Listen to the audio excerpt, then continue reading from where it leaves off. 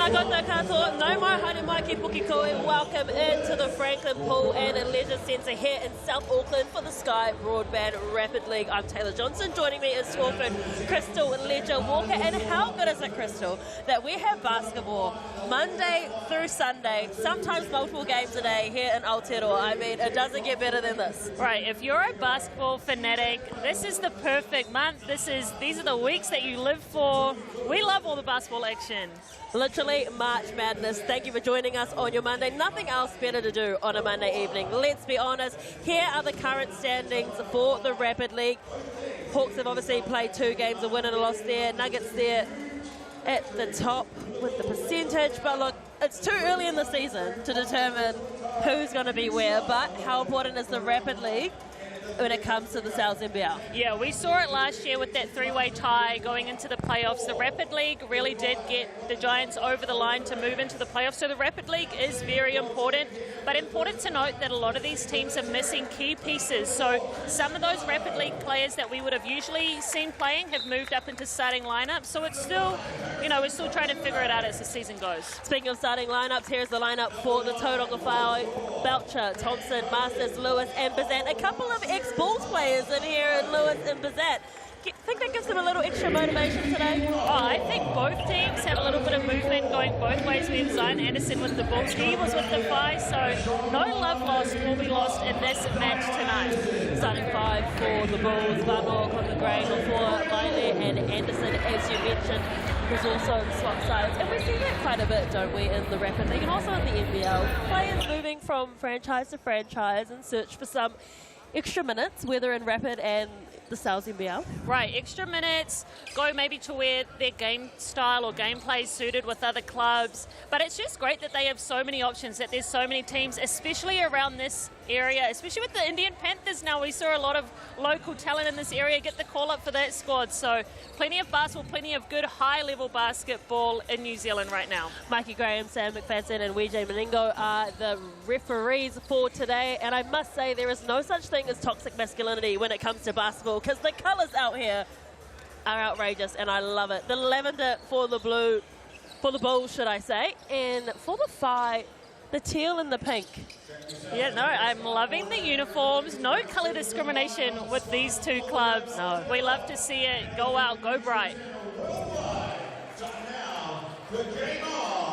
Coming to you live from the Stockyard, and it is absolutely deafening in here with the music. Oh, the Bulls are excited to be home. They turn the speakers up. They want their fans back. They've missed being in the Stockyard. First game of the season in the Stockyard and first possession to the home team. The Bulls playing in the light blue. Vanok has the ball, looking for an option early. There's Miley. Great cross-court pass in the left-hand corner. Crashing the boards. Wasn't a 4, but it is in the hands of the Tauranga Whai at present, and looking for an early shot and banking it straight away. Xander Masters. Confident shot. 3-point. Opening the bank early. Xander Masters is coming into this season in great form. He had a great couple of showings last week when they played the Rams. Almost a miscommunication there on the left-hand corner. Miley just bounces it off the foot of Bazant. Smart play. Wasn't many options on there, so got it off his foot. Now they can set it up out of a sideline out-of-bounds play. Cheeky little reset there. Smart move from Miley. Looking to inbound from the left-hand side, the 4. Now counted, has a domestic player charging hard and gets the whistle too, and it's a potential 3-point play. And we're off to the Chemist Warehouse stripe. Strong move from him. He is loving being able to play, especially in this league. He can absolutely dominate. He has the size, he has the length to really make a name for himself in this Rapid League. Nigerian-born, moved to New Zealand at 16 years old and struggled for minutes because previously he was counted as an import. Now he's signed off as a Kiwi. Love that he's stuck around this franchise and this club, and they supported him, help him, get on the court and get through that process. Tauranga Whai again through Masters, spins around a couple of times, looking for back-to-back baskets, doesn't get it, nor for, miscommunication. And the Whai will get possession back.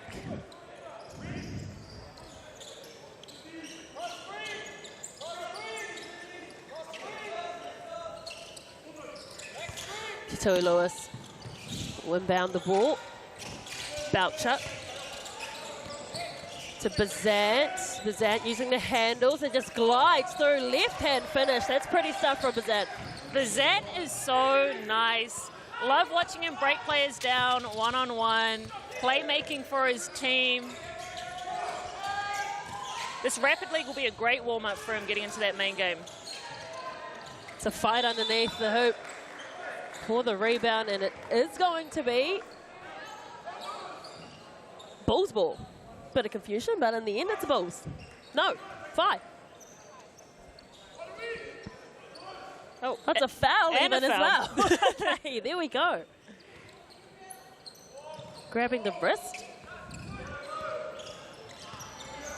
So 5-2, the visitors, the Tauranga Whai in the lead. Bazant goes himself again, collects the whistle. And he'll take a trip to the Chemist Warehouse strike. Great rotation there by the Bulls, but that one-on-one defense, Jaden Bazant just kicked him on his hip, got into his body. Quick sub coming to the Bulls. Peyton Hughes onto the court for the Bulls, 18-year-old out of Pukekohe High School. That's the great thing about this league, isn't it? Blooding in the young players. It's been around, though, since 2023, but still just 18. Yeah, the Rapid League is so good for players to actually get a lot of minutes. We've spoken about it in multiple games, but they get a better warm-up in this. They really get to feel themselves out. Vano brings the ball down court for the Bulls. Thought about the 3, gets it to Milet. Okay. Trying to find some space through the spy defense, but it's holding solid at the moment. Marking their zones, bit of a switch there. Vano kicks it out to Milet for 3. Just bounces off the rim into the hands of Masters.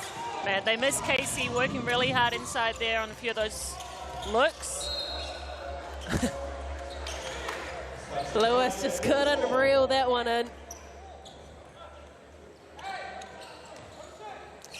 For the mispossession there. You know, Coach Doug Courtney was like, is that for me? Have you guys seen me in the gym? Vano has Thompson on him. That's a good battle between those two.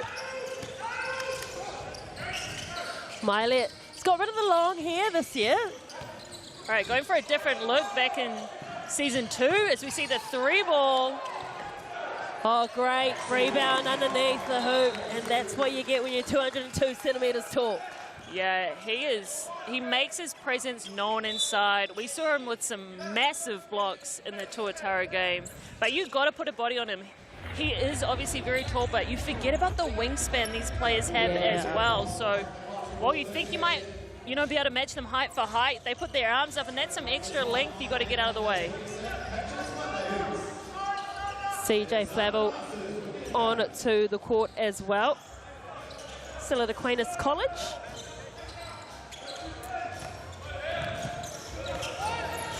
Masters with the ball. Now Lewis goes high.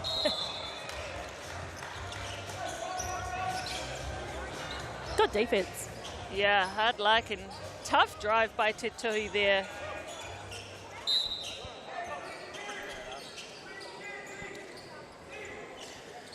Checking back in is Coca Gray, Harrison Coca Gray.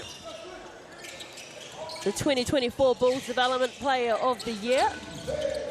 Lewis with a quick turnaround from the left corner, and it's money from Lewis. 3 points in the bag.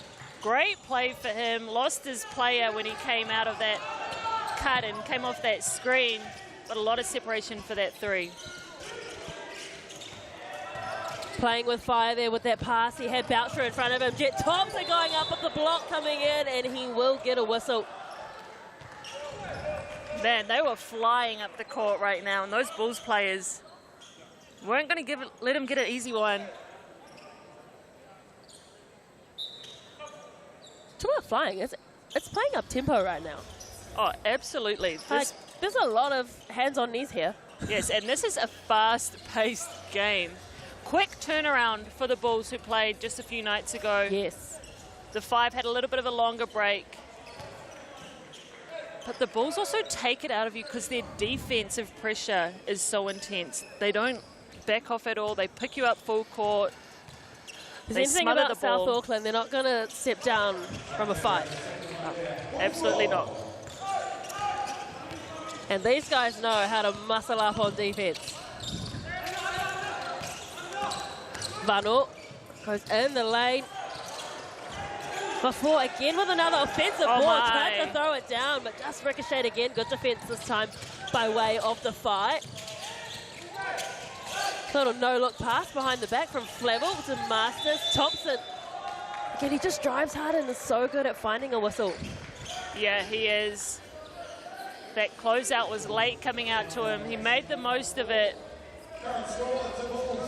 But it is tough for KC to match up with these quick guards from the Whai right now. They can all shoot the three, so you have to respect it. You have to get out to the shooters. But when you do, they're also so good at getting downhill.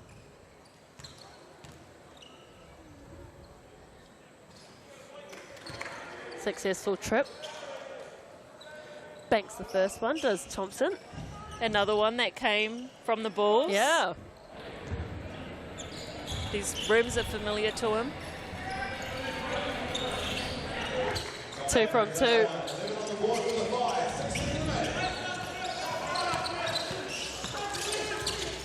Lovely bounce pass into Coca Gray.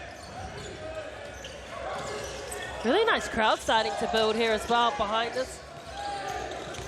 Vano has Boucher on him. Great defense as well. Good clock awareness from Vano on that one, to be aware of the time, to know that he had to get that shot up. But a fast-paced game we have on our hands here in the Stockyard. First quarter score 11-4 to the visiting team. What do the Bulls need to do to get themselves back in it? Yeah, I think they just need to finish their shots on the other end. They're playing good defense for the most part. Obviously had a little bit of foul trouble, but they need some better looks. Stay disciplined in their sets. You know, run stuff that they know it's going to work. I think they've also missed Casey inside. He's had some really good deep seals, but the guard's just not able to get it to him yet. Here's our sales deal this week. Round 2, large pepperoni pizza for $29.99. Use the code SalesDribble25 or scan that QR code. And actually, why don't you just take a photo of it, because you can use it all planned until the 25th of March.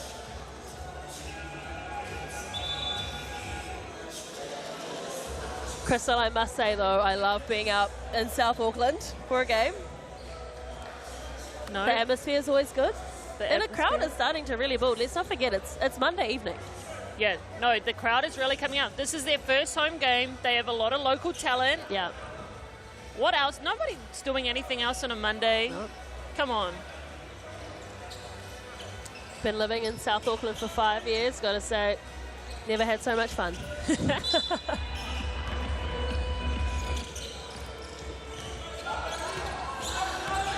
Funnel with the bounce pass. Anderson. Masters comes flying in, crashing the board. Bazat looking up court, just trying to find someone for a quick break, but unable to do so. Again, Masters is there. Look at this pressure. They are all over them. Out of every on ball, you can see a player, but they mess up on that one. Great find. Beautiful vision in the corner for Masters, but as you said, they're just smothering them on defense. So the fact that Bazat was able to get that pass away, spectacular. Vanawala opened up for him. He loves those floaters. Looking for a fast break play here. Oh, out of the air by the Bulls. That's on Anderson again. This time he finishes it with the layup. Great read from him. They were outnumbered. Good decision to go for that intercept. Goes coast to coast. Good pass. Oh, he couldn't finish it on the reverse, and he's frustrated with himself as Flavel. Anderson again. Can he go back to back? Oh, teased him and went in and around. But there's that guy that cleans up the offensive glass. Casey with the little hook. Can't get it to go. At the moment, the ball's just spinning in and around that one and going anything but to the bottom of the net. Bazat. Yeah, no, 4. with the foul there. Yeah, a little bit late on that defensive show, reached in. Easy calls for the refs to make, and anytime Jaden Bazan gets a sniff of space or the lane opens up, he is going to take it.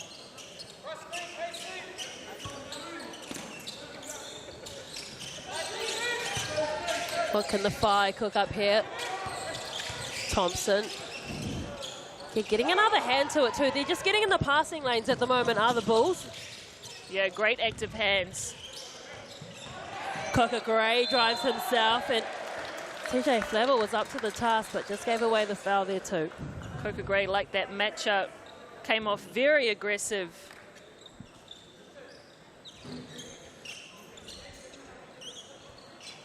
I think rapid is such a great way to describe this game, because not only is it rapid because we're only playing 4 4-minute quarters, but it is playing at a phenomenal pace.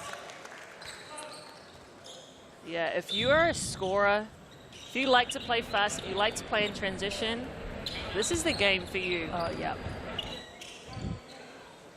We're saying, I think it might be a little bit strategic to have Jaden Bazan in the Rapid League. He's played a lot of 3-on-3. That's super fast. You can shock teams as we see a full court pass. Well, that's the thing. We're looking for those fast break points, aren't we? Bazan gets it to Boucher. Boucher just goes himself. Miley can't believe he's got a whistle. Great take by Jaden Boucher. Got himself downhill, pushed that ball out, went and got it. I like seeing him aggressive to score. I'm also very much liking his shoes right now. I love when players match their shoes to their uniforms. Yeah. A little bit baby pink. Baby pink and the sparkles.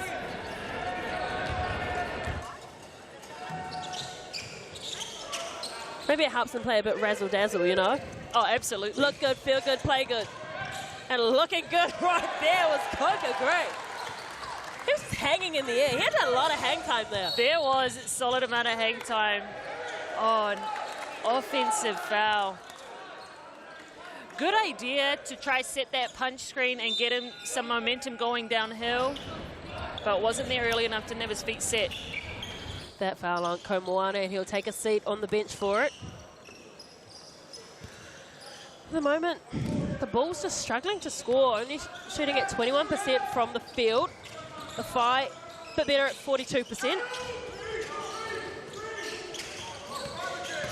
Coca Gray and Boucher there. Thought that was good defense, but in the end got the whistle against him, the Boucher.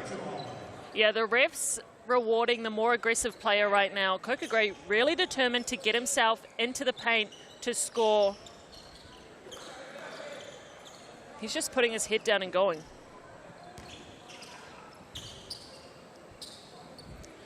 Just 19 years old is Coca Gray. Went to a wonderful school in Mount Albert Grammar. Oh, you're only a little bit biased.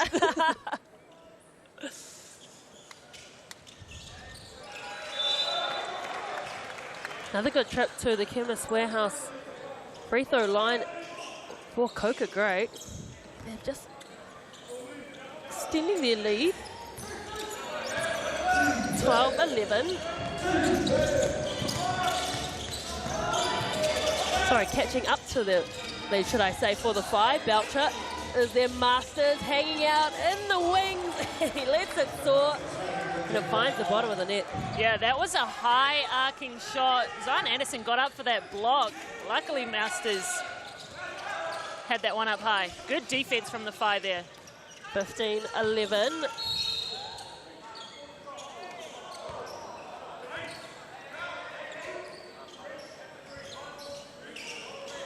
That's tough to call that a little bit late and still send them to the line.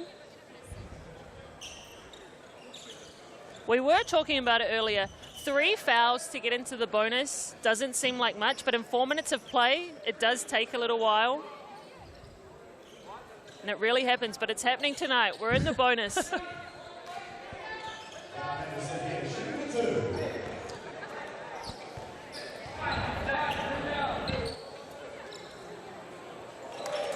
Anderson gets that one. He was with the Whai again, and as you mentioned, 2024.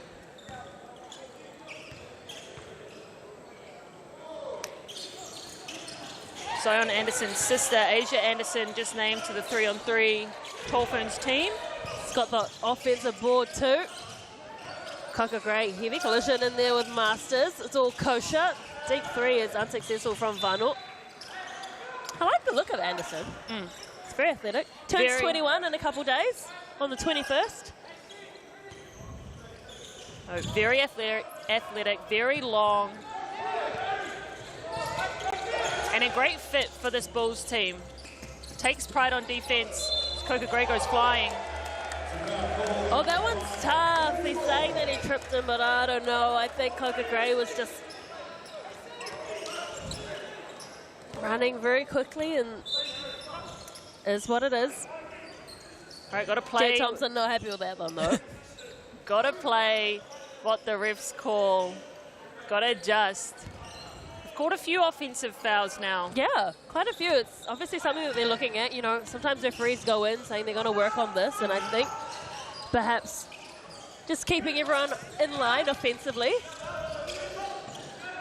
Oh. Great hop there from Casey Nafor, but even better jump there on the rebound by Masters. He's pleading that he was fouled by Nafor. Love the hustle from Casey Nafor to get it all the way out past the three-point line. Good pass. And again, just loses the handles there. I think it might have bounced off the foot of Masters and scored for a player timeout. Jet Thompson, first BNZ player timeout. Yeah, he wanted that one. 10 seconds to go. Good use of the timeout. Can get his team set. They can get a good look right here. Tell you what the hardest thing about this player timeout is getting everybody on the same page as we have a look at our BNZ player timeout ticket to the big game. Scan that QR code for your chance to win some tickets to this season's games. Who doesn't love free tickets? Right, who doesn't love free? 10 seconds left on the game clock. No shot clock on. Thompson. Oh, good defense there by Pukekohe. They were looking for Tatui Lewis, and he's forced to shoot it up at level. Unsuccessful. Great defensive work from the Bulls to stop that. And halftime score, well, they've closed that one up quite a bit, the Bulls. It was 11-4 after the first quarter, but now it is 15-12. The Bulls well and truly outscoring the Whai in that one.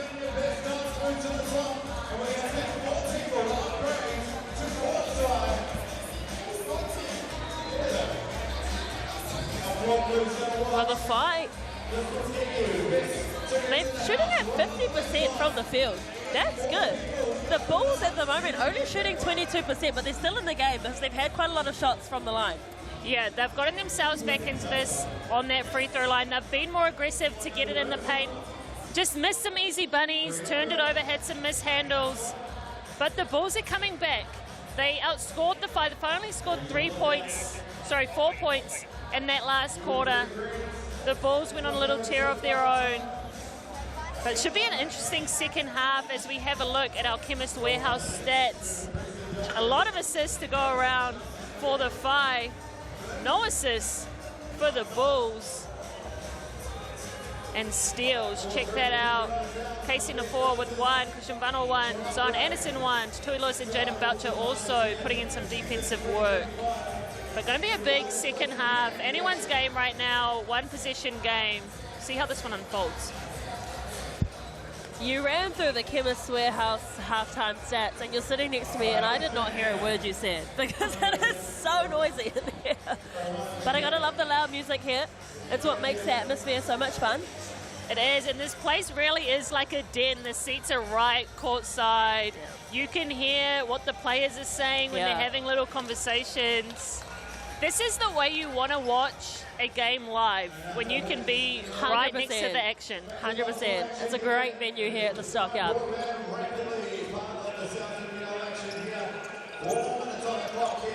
We've had a good game so far too. Very even contest. The Bulls outscored the Whai 8-4 in the second.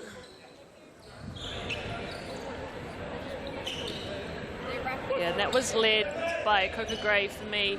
He was the one that was really being aggressive, getting downhill. Zon Anderson, really good on defense, getting out, running hard.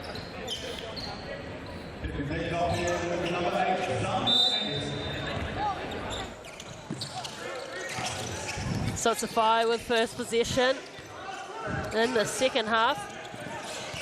Bazant back onto the court for the fight. Another offensive call. Man, these refs are getting really picky around that on-ball situation. You have to have your feet set. The defensive hands need to be out. These teams are really defensive-minded, but you can't be too much right now. Well, if you are in the Sal's team and you're watching this, you're going to be making a mental note, right? Because the same refs coming up. And they're obviously looking at the offensive work of the screens. Right, the players aren't the only ones getting themselves warmed up for the big game. The refs are too, as we see Zon Anderson absorb some contact along that base. So if you're just joining us, it is the Bulls in the lavender, because I know previously we've seen the Whai in the pinks and whatnot. And the Whai in teal and pink. Statement colours, love to see it. The 4 goes back to collect the inbound. Vano has Anderson there, goes left to Miley in the left corner, found a sweet spot. Great way to open the scoring account for the Bulls in the second. He's been putting in work in the off-season.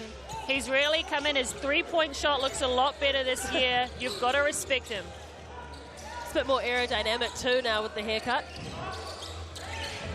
Right, it's all in the physics.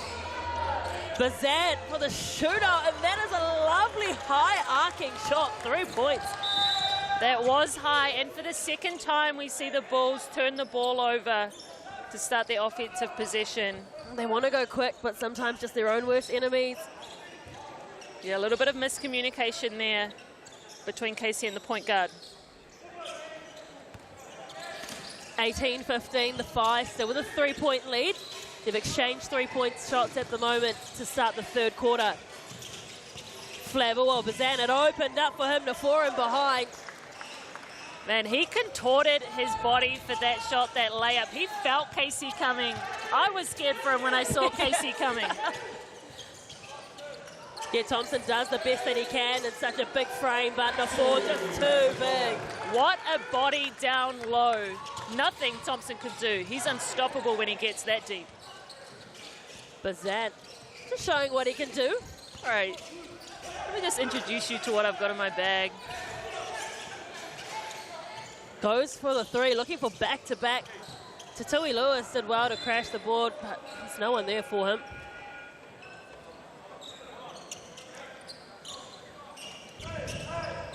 Subs for the Bulls. Peyton Hughes back on in place of Milet.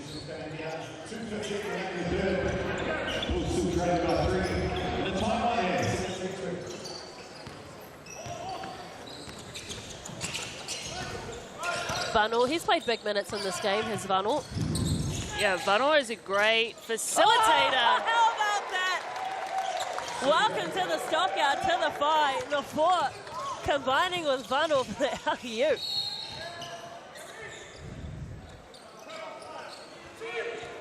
It's giving these home fans a taste of what he could do. Let's check that one out on replay. So nice. Let's watch it twice. He threw it down.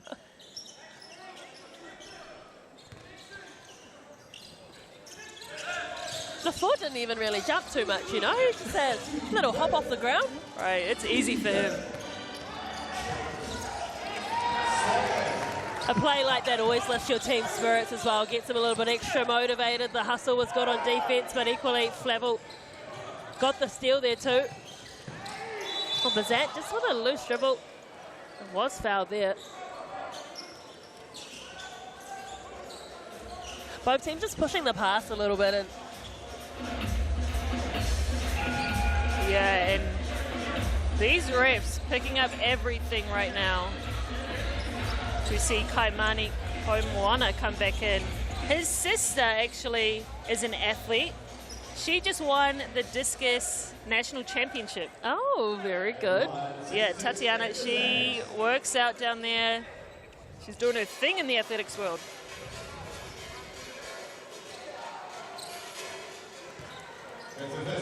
Bazant. Now it is 20 points apiece, all locked up here. It's exactly what you want from a game like this. You want it to be entertaining, you want it to be exciting.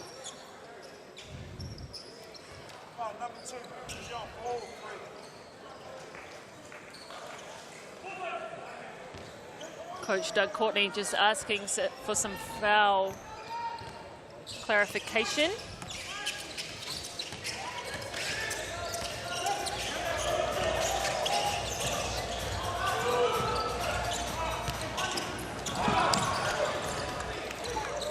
Man, turnovers galore right now. Good find by the Bulls.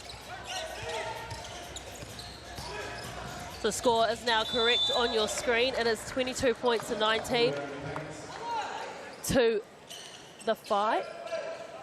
You'll forgive the bench here accrediting those points to the Bulls because he used to be a Bull.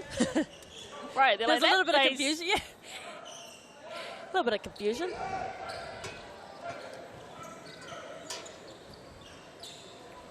Getting a bit of a floor wipe now too. Yeah, it is hot in here. It's so hot in here. Anytime someone goes to the ground, you can assume that they left some marks because the building's filling up. It's raining outside. It's humid. And it's being played so quickly, this game, man. There's some pretty sweaty bodies out there.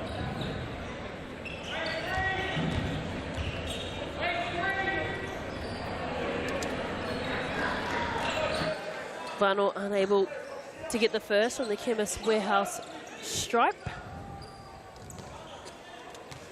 The ref's asking the players just to tuck their jerseys back in. Casey definitely should because they are trying to manhandle him when he gets inside. Remember, each free throw made this season gives a donation from Chemist Warehouse to build hoops in schools. Boucher. Well, that's what they need to do a little bit more of. Just points in the paint.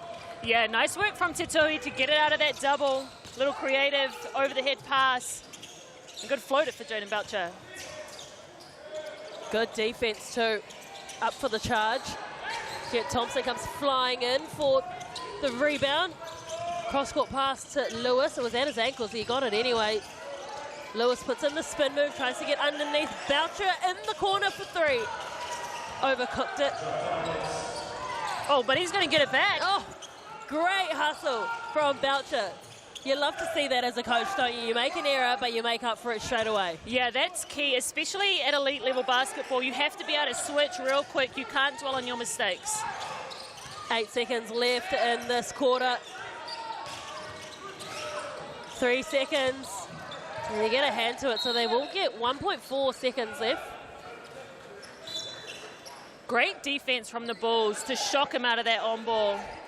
Well, they're saying it's 5. No, it's Bulls. Yeah, I was going to say this should be 5 all because the Bulls did touch it. I think there was a little bit of player honesty there. They helped the refs out. Yeah, Bundle was very honest. Well, I mean, there's a lot of cameras around, so you're going to be found out if you weren't honest later on. But love to see it. Great sportsmanship. And we almost saw a beautiful three-point shot. That's his second wedgie of the day. Do you practice those, Tetui? Man, that was going to be a good look to close out the quarter. 24 points to 20. Great, entertaining, rapidly game, that is for sure. You know what I love right now, too? All the players just walked off and left that ball up there, and the refs are looking at each other like, do you have the hops to get it? Get Casey Nafor out there.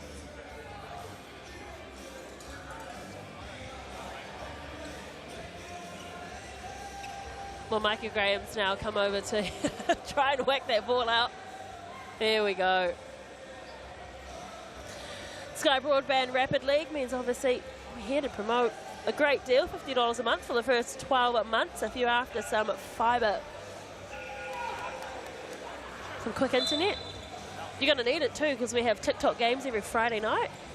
Yeah, love those. Love how interactive those games can get. Comments from everywhere. Yeah, we had Case and Bookman commentating that one, and people thought we were the American League because we had her voice. Said, no, we're in Aotearoa. It was a great game, that one, though, the Sharks and the Nuggets. You know. Southland Sharks are looking the goods this year. Yeah, I love that they've gotten that new coach. He seems to really have built a good culture around that team. Still early days, but I'm excited to see how they go. I'm just a big fan of Josiah Alec and the hairdo and the short shorts. You've got to do things that make you stand out, you know? 100%. We love a character in basketball. Give us more. Well, we've got 4 more minutes here in the Sky Broadband Rapid League. Bulls trailing by 4. The Bulls in the lavender colour. Coca Gray charges himself and has a soft finish, but they do just enough on defense to stop it. And another foul. I like that the Bulls are getting the ball out of that on-ball really quick. They're moving the ball. When Casey's going to roll, that person that's rotating onto him has to make a quick decision. Are they going to stay with the roller or the shooter?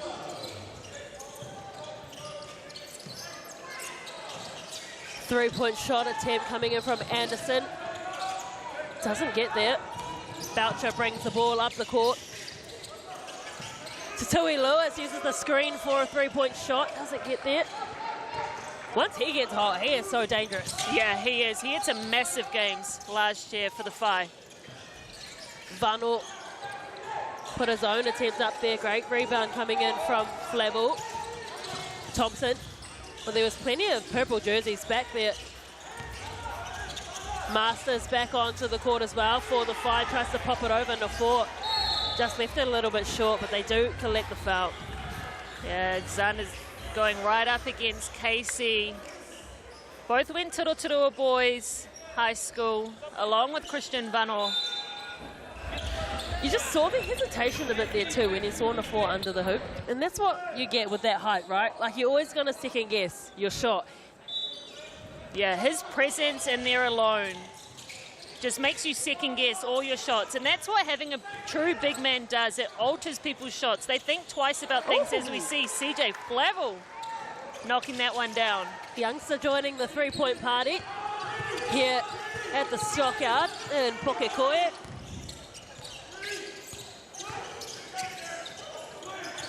Final pops it over to Nafor, and completely unmarked was Anderson. Did very well to reel it in. Had to use his entire frame. Nafor looking for the putback, still doesn't get it. And so active on the boards.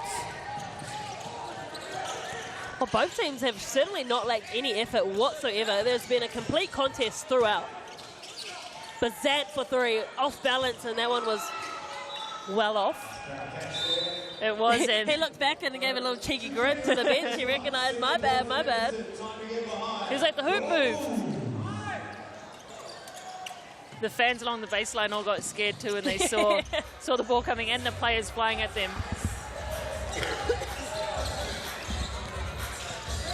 So if I have extended their lead now up by 7, Bulls haven't scored in this quarter. Can that change by Anderson? No.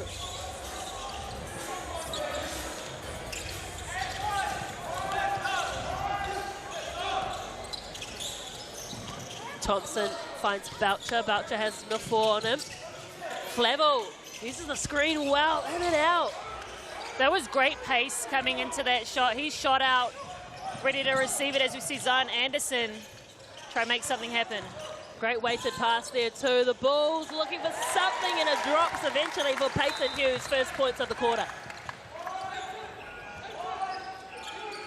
Well, you mentioned the crowd comes out because they've got a few locals. He is one of them.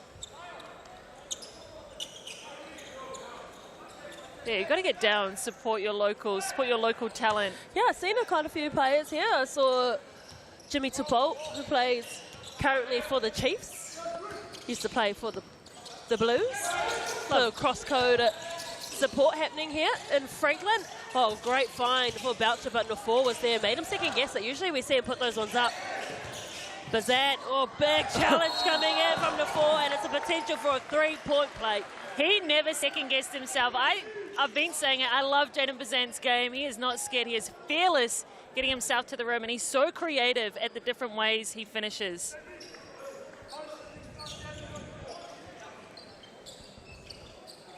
And you hear the coach barking directions. I think they want to go straight back to him. Look at that finish outside his body, left hand.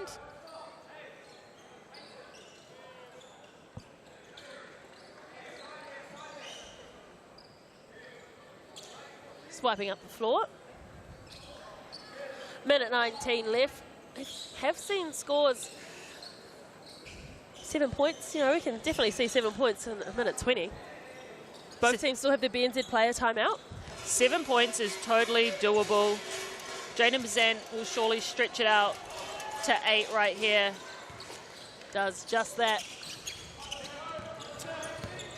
Bano has Thompson on him. They've got fouls to give as well. Do the fight.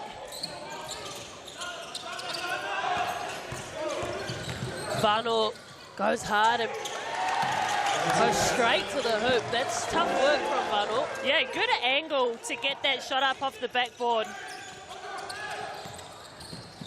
Bazan to Thompson. Back to Bazan. Lewis. And they know they've got time on their side here to the fight. Feels a little bit like who wants it. Yeah, they're not in a rush here. That's good D from Bundle. Great D on Thompson, and that's been a really good battle in this game. Yeah, they've been going at it. They've been getting after each other. But good work to get quick hands and get it off his leg.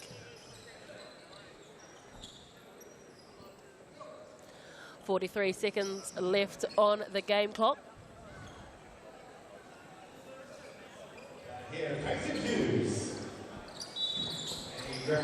And he's called for his BNZ player timeout. I'm surprised this early. They probably could have gone for a quick shot here, then another possession, but he wants to have a chat now. So get your phones out and scan that QR code, because you can register your team, a community group, whatever, to get some tickets to a game. That is the other thing about player timeouts as well. You only have one to use a half, and every player can call it. And everyone's thinking different things. You know, you were just thinking, maybe should have saved that. Others are thinking, let's definitely get a good set here. There's so many different ways to use it, and it's totally out of the coach's control. Giving power to the players, I love it. Vano. 6 seconds left on the shot clock. They're really trying to work and expose that two-man game. They cleared that whole side out to give Christian Vano and Casey room to explore.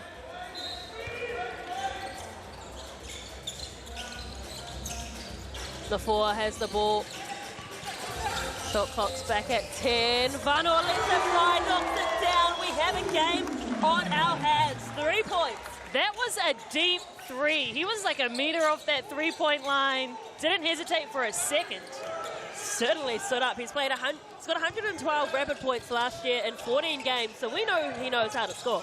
You can just feel the intensity step up too. One possession game, not much time left. But 3 seconds difference between shot clock and game clock. Can Bazan in their dreams? No, he can't. Here we go. They've already used their BNZ player timeout. They've got to score.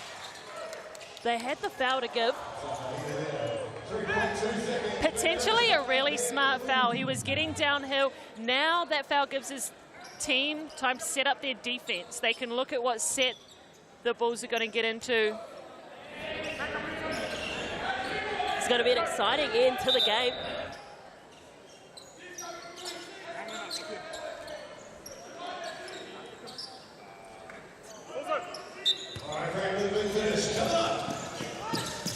.2 seconds left. What are they looking at? Intercepted by Boucher.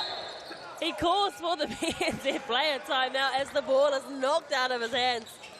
They're going to give it to him. You've got to have court awareness and player awareness. You need to know where the closest referee is so you can make eye contact, lock in and say, I'm calling this timeout. Because that was really risky. If they had got that steal, then it could be a completely different story right now. Great read, great steal from Boucher. Very long wingspan. Yeah, great intercept. He got up for that. 1 second left. They can do what they want here. They let the ball go through Masters. It doesn't matter because they have come away with the win, 30 points to 27.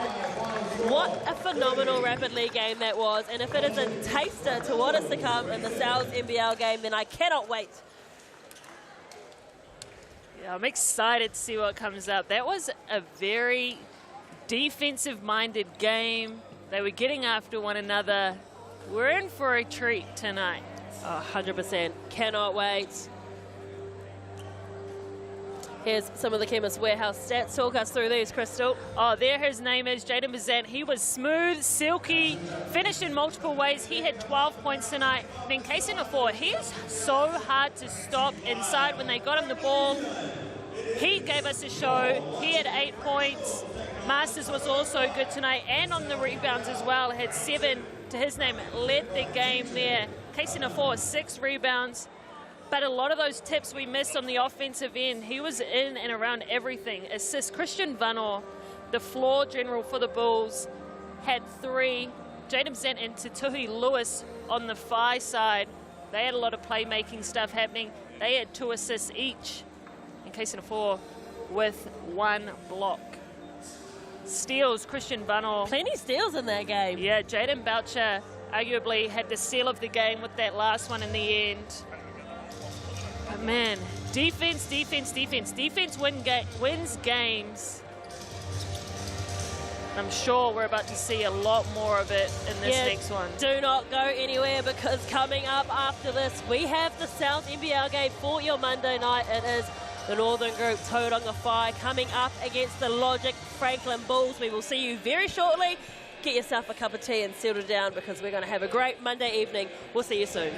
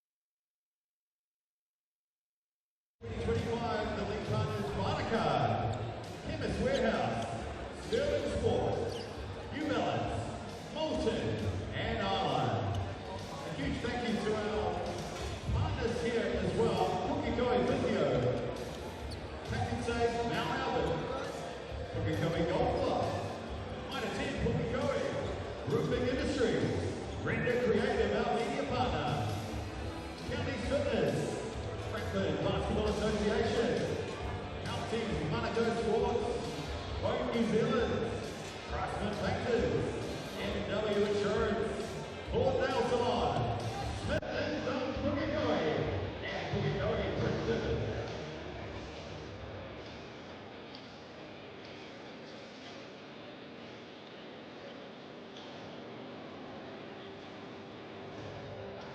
Next to Sal's Olympic New York Winter, we're giving everyone in the arena a chance to score with Sal's Miss Swipe, Spring Slice, at the 5 Miss 2 buckets at the line and a foul shot.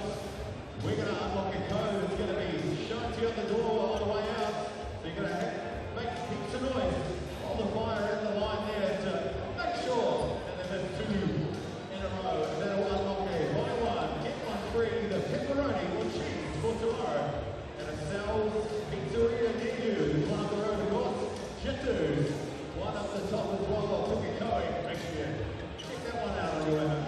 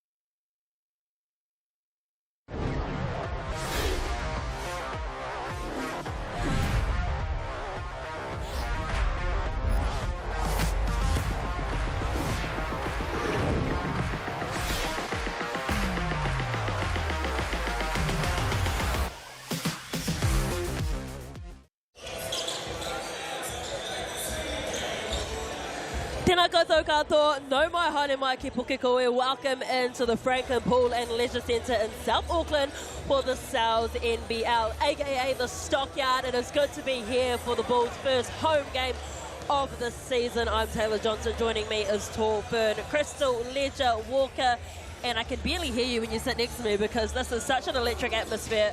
How good is it to be home here for the Bulls? Yeah, their first home game, and their crowd has shown out so far. This place is getting packed. It is hot in here.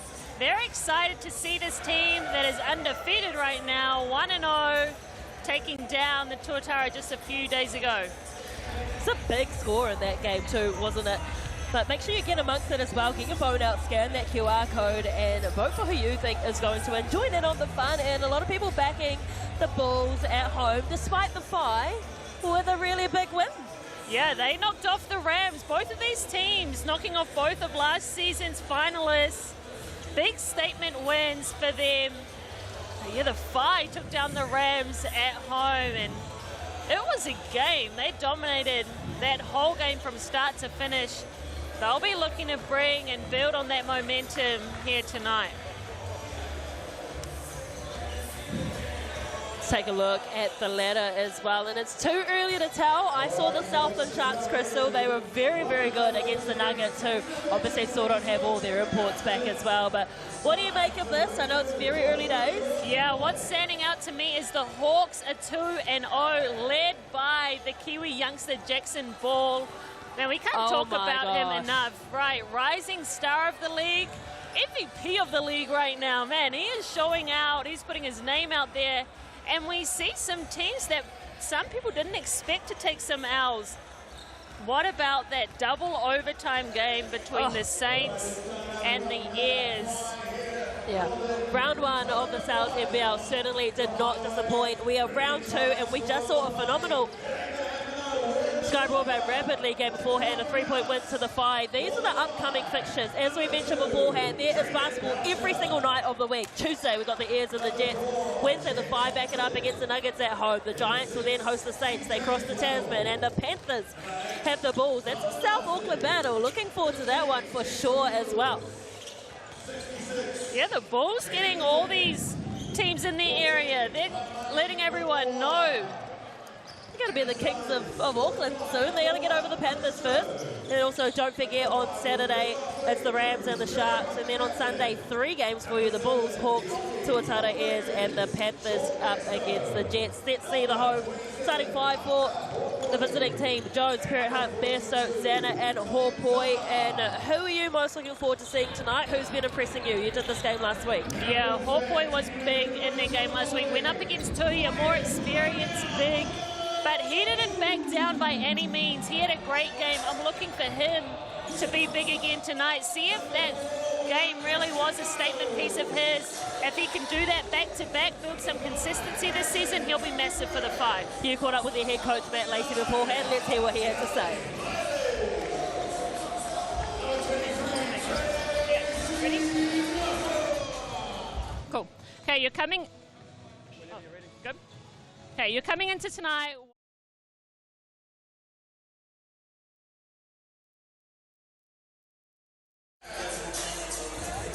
We'll now take a look at the starting 5 for the Franklin Bulls.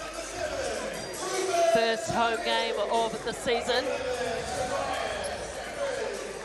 Hardy, Jones, Tarangi, Cameron, and Glogger. First home game for Ruben Tarangi back in South Auckland. His junior association, obviously, at Counties Manukau. Again, we saw a glimpse of Hardy earlier in the week too. What's your thoughts on the starting 5? Yeah, Tay Hardy coming off a 30-point game. He was the floor general. He was directing traffic. He got it done in multiple ways. He is a strong guard. It's going to be a great matchup to watch him go up against Chris Jones, who's also got a really strong base and won't shy away from the physical game that Hardy plays. Well, you caught up with their head coach earlier as well, Sebastian Gleim. Let's hear what his thoughts were ahead of this one. Looking good, coming off a really good game versus the Tuatara.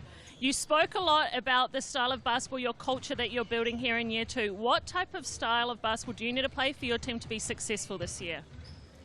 Number one is our defense. We always want to get our defense right.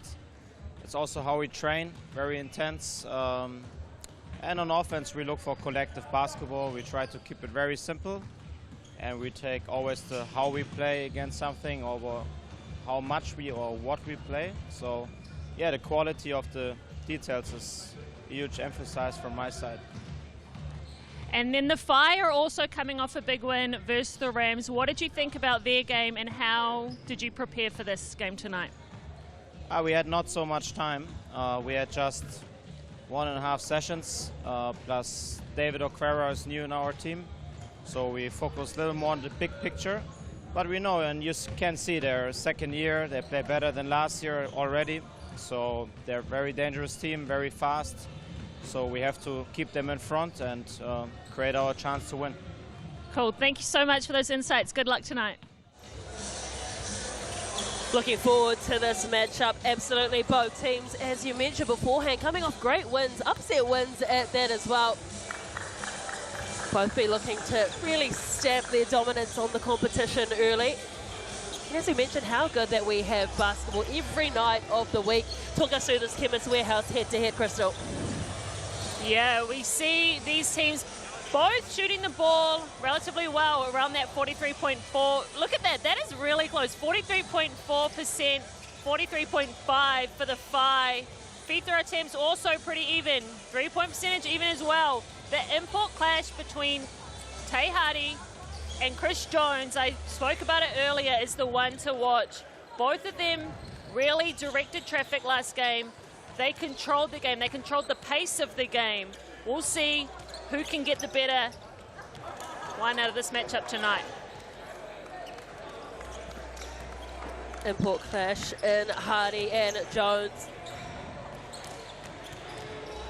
The Phi wearing the white strip today, and the Franklin Bulls in the traditional black here at the Stockyard. And the crowd has been building this Monday night, and it's so good to see that the Pukekohe locals have come out in support. And there's a couple players in the Phi as well who have obviously played with the Bulls beforehand, so they're familiar to this local crowd, and equally some have gone the other way. Right, a lot of movement between these two franchises, especially with, you know, some of those local players. It's not that far away from each other, so not too much of a big move. But both teams tonight have added an import into their squad. They've added a player, so we'll see how much difference that makes for each team.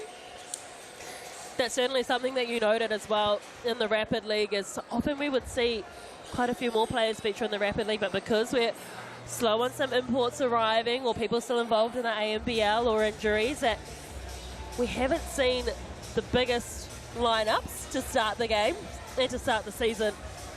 But what a great opportunity it is for the youngsters to really stand up. We obviously didn't see Hopeway start too many games last year, and he stood up at his game last week. Yeah, he had 17 points last week. He was great. He played big minutes, played 31 minutes. So yeah, we'll see how he goes tonight. Brian Jones, Mikey Graham and Sam McFadden as the referees tonight. And interestingly, in the Sky Broadband Rapid League Game 2, we saw that they had a really big focus on offensive fouls. Yeah, the refs were calling a really tight game.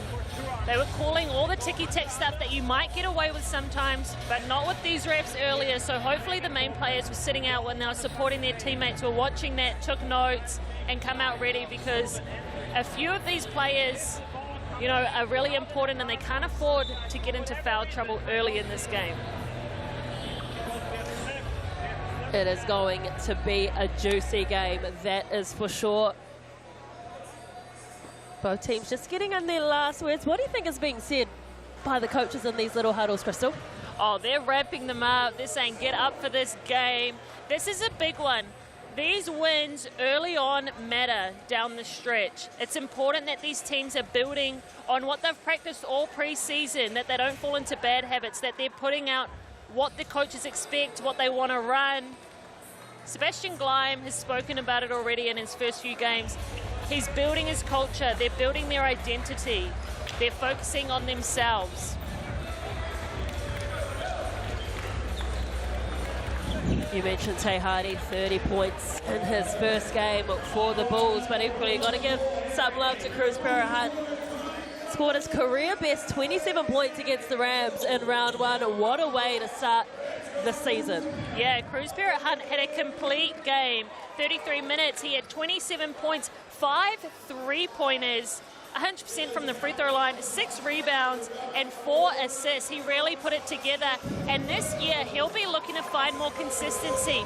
We saw games from him last year where he would step up, be massive for the 5, but other games he went a little bit quiet. So he'll be looking to stand his mark. Like I said, that word consistency. The usual handshakes before the game, but how friendly they remain, it remains to be seen. There's a lot of feeling in that first game. I like when they also all make an effort to go shake the ref's hands, and then 2 seconds in they're screaming at them. So we tip off in round 2 of the Sal's NBL Monday night here at the Stockyard in Pukekohe, and it's Jones with first possession, gets it to Hopoi, who's relishing in the extra game time he's seeing early. They get it straight to Zana. Hunt has to reach high for that one. Jones goes himself, spin move, mid-range jump shot, off balance as well. It's going to fall. Great work from Hunt to get the offensive board, and again by Hopoi. Yeah, tough shot. We see that spin around by Jones. He hit a few of those tough ones last week, so that's a good shot for him. He obviously practiced that a lot, and look at this defensive pressure. Hardy gets it to Tauranga. First game at home for him here at the Stockyard. First shot, and it's good. Oh, too strong, and all the home fans can take a seat. They've got their points. But Ruben Tauranga, patient in the air on that one. He's played 187 NZNBL games. He is no stranger to the league. Little pop pass through to Hunt. Hopoi dishes it out to Jones. At the top of the perimeter. Zana, let's see what he's made of. Oh, coming around for the steal. Great work, Tobias Cameron. He just didn't see him coming. Did Zana, puts a left foot step in. Hardy for his first 3, and it's good. And lifts it to the Stockyard. And I love that little celebration to get himself going. But that was all started by Tobias Cameron, rotating, doubling that big, getting a steal and getting out in trans. How good is the atmosphere here at the moment? Jones stepped back. He thought about the 3. Wanted to test the defense of Hardy. They go 1-on-1. Again, that jump shot's just away. Jones frustrated.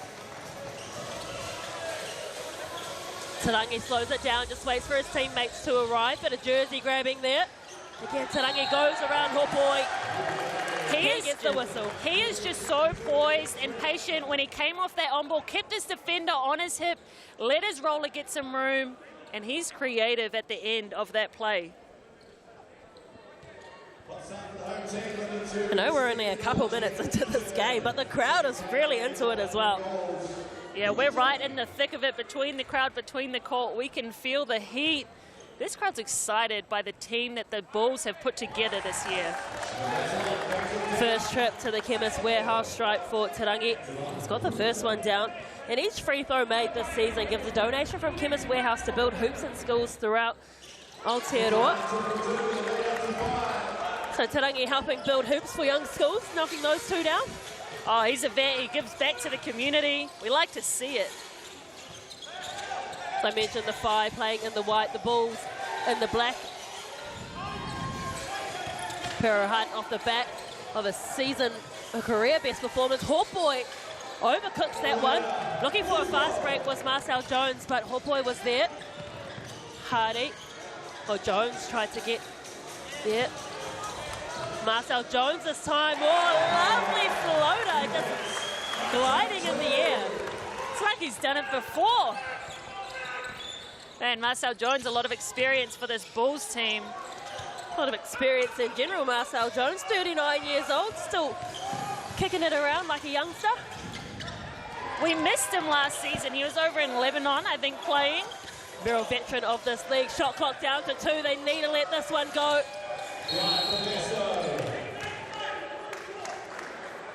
I think Jones might have been called there. Yeah, Versto letting that 3-ball fly. He's a known shooter around the world. It was a bit quiet against the Rams. He'll be looking to get going in this one. Chris Jones gets it to leave Zana. Hopoi back to Hunt on the fly. Couldn't quite get that one Tarangi looking up court, gives the eyes to Tobias Cameron. Goes himself. Oh boy, got a hand to it.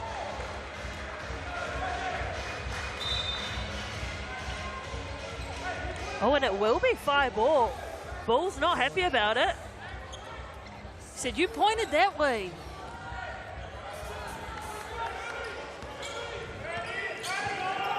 Home team off to a good start. 9 points to 2. Chris Jones, oh, there was a hand to it, I believe, but he went for that ball, took it out, so it will be Franklin Bulls to inbound. Pressure being applied up on Tarangi. Tay Hardy looking to get going in this game. No whistle. Oh, man. We said he was a strong physical guard. It's different when you see it in person. Strong take. Tay Hardy absorbing all that contact and finishing. Great start to this game by the Bulls. 11 points to 2. Franklin Bulls' first home game. As we mentioned, both coming off fantastic wins. Hardy on 5 points. Para Hunt just with the 2. The fight, 1 from 6 at the moment. The Bulls are 4 from 4 from the field. Yeah, they're doing a great job of getting out in transition. Ruben Tarangi right now is unstoppable. He's liking any matchup he sees in front of him. He's aggressive getting downhill. He's the problem that the Whai have to contain. They have to figure out a way to slow him down because he's just taking what he wants right now. And what a good get for the Bulls this season. I mean, 71 games for the Tall Blacks. He made his debut back as a 17-year-old for the Harbour Heat back in 2012. One of the best things about him, though, he seems team-orientated. He's always, you know, giving feedback to the younger guys, helping them along. I'm sure he's speaking up a lot at practices, telling them where they can improve because he is one of the best minds in the game right now. Gloga onto the court for the Bulls. Oh, Tobias Cameron all over it. He is a relentless defender. He's constantly switched on. When he was in college, he was a part of a team that took a lot of pride in playing great defense. They had a lot of upsets because of that. He's used to playing hard defense.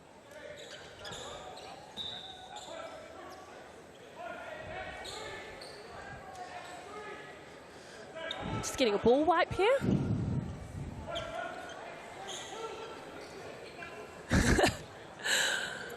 Well, Cameron's just going to do it himself. Hey, first home game of the season, so you know we're all getting used to our roles. They were too busy admiring the athleticism of the athletes around them.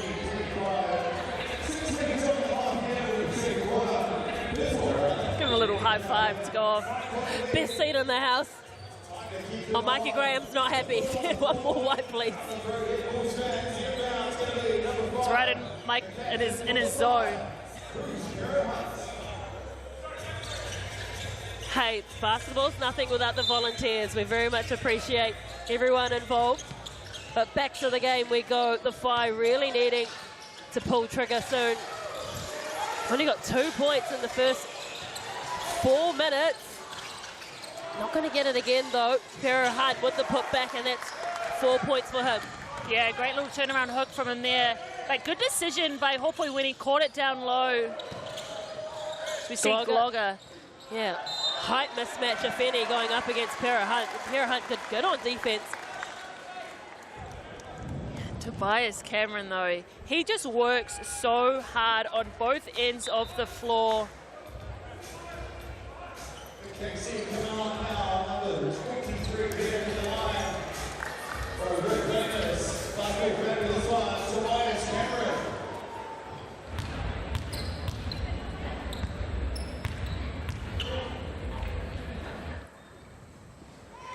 Nice shot from Cameron.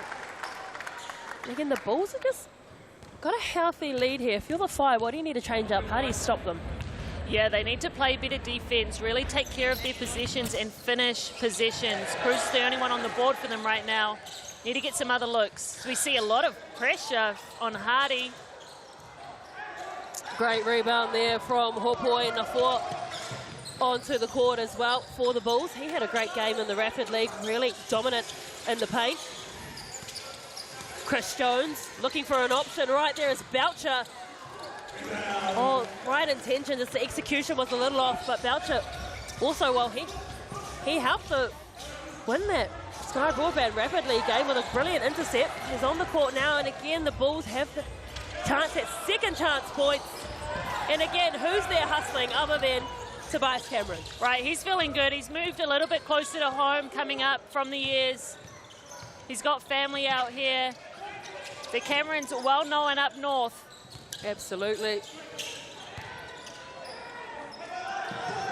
Besso gave it to Jones. 6 seconds left on the shot clock. Good hustle being shown by Nafua, but just a little bit too excited there.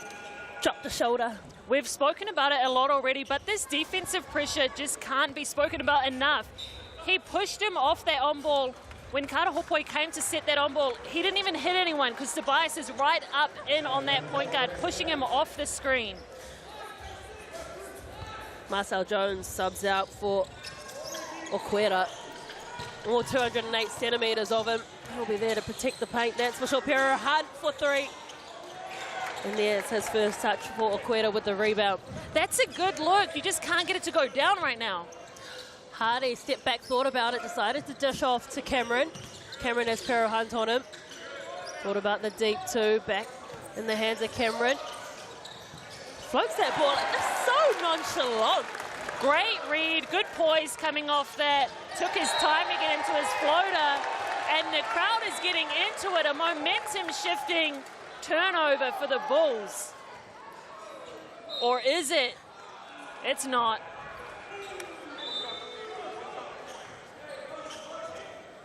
Ten-point lead for the Bulls.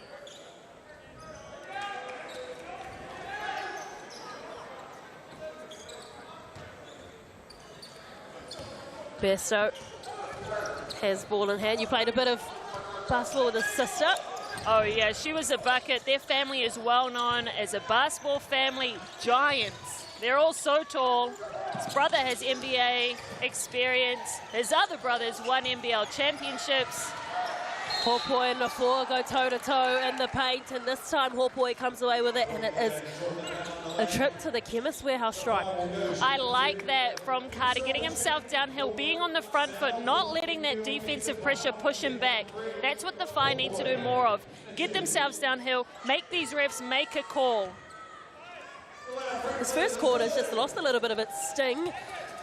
In the beginning, it was very high tempo, and now it's a bit stop-start. No one really getting into a flow.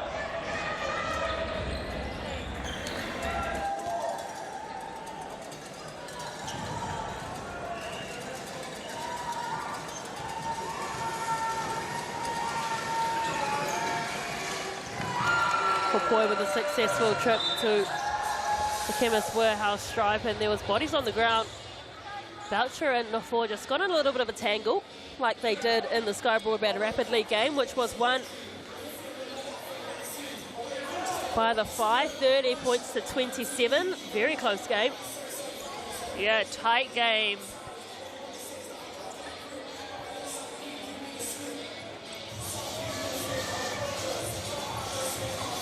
See the Bulls signaling to each other their play call. When you have so many international players and an international coach, it's easier when you have hand signals to call your plays. As you see Hardy getting downhill. Oh, he was looking for a whistle, and the putback coming in from Nafua. Cameron got up there too with a hand, but Nafua was the one to finish. The 5 that the Bulls have out right now, so physical, so long. That one was wayward for Hopoi. Ruben Tarangi wants to go quickly. He has Hardy with him. Hardy with the spin move. Oh, great defense coming in by Bazan onto the court as well. Just pick the pocket of Hardy there. So so handy when you can have someone like Bazant coming off the bench. Having Tall Blacks on the bench is always a luxury. Deep three for Bazant, and it's money. He got warmed up in that Rapid League game. He hit some big shots. Got into his bag, challenged the rim. 12 points in the Rapid League game for Bazant. Remember, the Bulls fans know him well. Played 2 seasons here from 2022 to 23. Nuafoa, the crowd like it. Nuafoa is a worker. He's constantly getting himself in a deep seal position. So we see Cruz Parrott Hunt break open that defense. Bazant, back-to-back triples. He is silencing the crowd here. The Bulls head coach, Sebastian Gleim, has seen enough. He wants to talk about it. His standards are high for this Bulls team. He will not let them take a possession off. Speaking of, it's the value of that Rapid League game. As you mentioned, he's warmed up. He's ready to go. Oh, he absolutely is. He's already talking his stuff. The game's only started. 29-year-old Jaden Bazant made an immediate impact since coming off the bench. And now it's just a 6-point game. And this 2025 has gotten off to a great start. A new dad. Congratulations to him and his partner.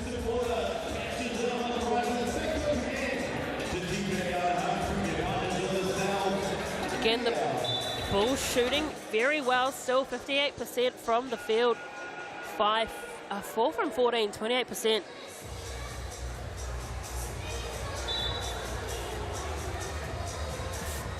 At the moment as well, the Bulls are outranking the Whai on rebounds. You just see everyone crashing the boards, offensively and defensively, for the Bulls. It's not a one-man effort. It's by committee. The whole team is crashing. They're fighting bodies. They're hitting bodies. I said it earlier. This team is long. More subs as well for the Whai. We see Tatui Lewis and Masters onto the court too. Lewis again, another one of the players who has previously played for the Bulls. Yeah, putting some more shooters out there to stretch and space that defense. They have to respect them. Hardy, Te Hardy with the ball. Quimba. Cameron. And there's a shove in the back there from Masters. So it will be Bulls ball once again. They'll get another bite at the apple.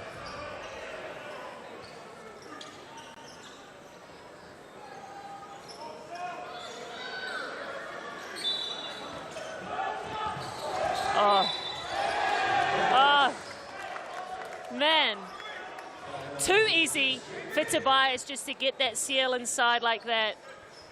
Jaden Bazant, I thought, had good hands on that ball. The refs thought otherwise.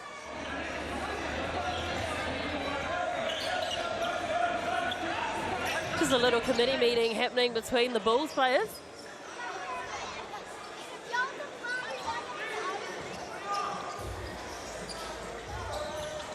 Slow to set up. Let's see what they managed to cook up here. Oh, straight into Greta. What a bucket that was. What an ad for this Bulls team. He's just come in today. This is his first game with the Bulls squad. But good signs early. He's looking big. He's looking long. Watch him off that screen. Go up against the rim. Good challenge by Masters, but got called for the foul. Opportunity to make it a three-point play here. Spent 4 seasons in the Australian NBL, 2 seasons with Melbourne United and 2 with the Perth Wildcats. Couldn't get the extras, but say you can, Ruben Tarangi. All right, Kata Hopoi almost got his name on their side of the board. Very long frame, as you mentioned, Okweta, 208 centimetres tall. Bairstow wants to challenge him, check out his defence. Oh no, just doesn't get the roll. Tarangi. There's plenty of black jerseys down with him. Hardy. Bounce pass to Okweta. Tobias Cameron was cutting through, looking for an option. Hardy, how did he get his own rebound? Had absolutely no right to. Eventually it spills down in the hands of Bazant. Tarangi's down there, gets it to Bairstow with the reverse. Finally, they're back in this. Yeah, good transition by the Whai. Good running from Bairstow to get down the lane. Bazant trying to challenge Tarangi. He's not going to get a whistle. But Groga with a great offensive board. I love the effort that the Bulls play with consistently. Bairstow. Well, he's been looking for that whistle for a long time. He's finally got it.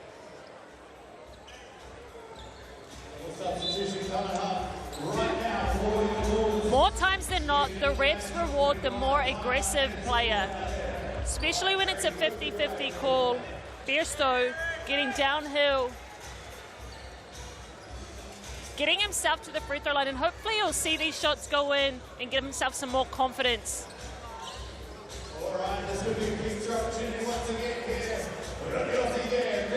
Bairstow obviously played his inaugural pro season with the Breakers.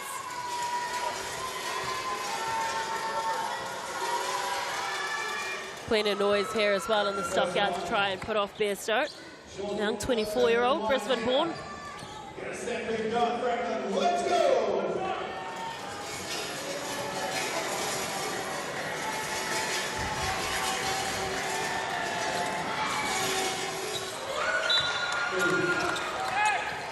He checks out for Cruz, Pera Hunt.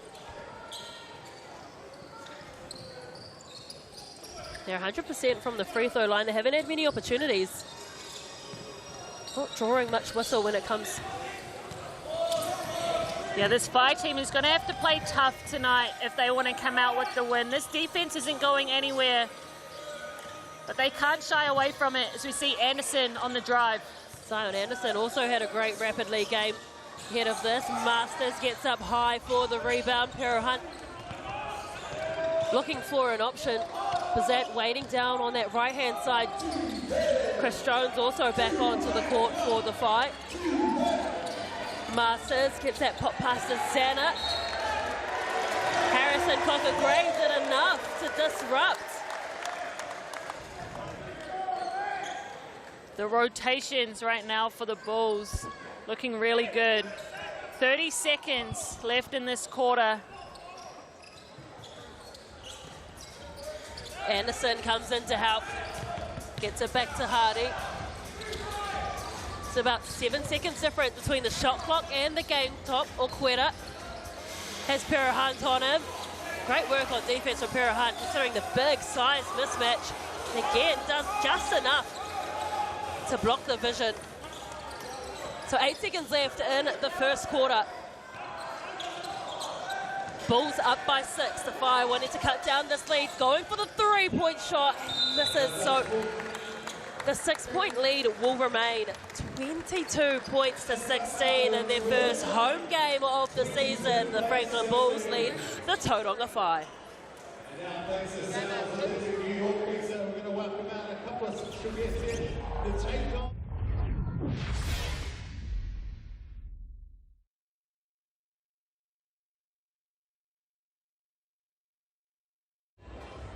Let's see who we've got over here. Who we've got the hunting push again? We've got Lockie. Yeah, Jaden's on this side. And on this side, we've got Lockie. What we're going to do, try and shoot as many buckets as they can by our team and run to halfway. We've got our man on the scene here, Jamie. We're going to count you down, guys. Ready? 5, 4, 3, 2, 1, go. You get counts towards the slice. Fresh pin. Front you two on the row. Keep on. Run up toward the boys in the middle and take your pizza. Oh, these rims are tough tonight. Oh, that looks all right. Right up on the come on. Keep on working. Gotta keep on going. Let's control the original go.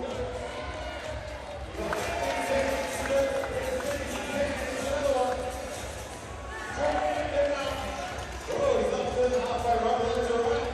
He's hungry for more. 10 seconds, guys. Here we go. 10,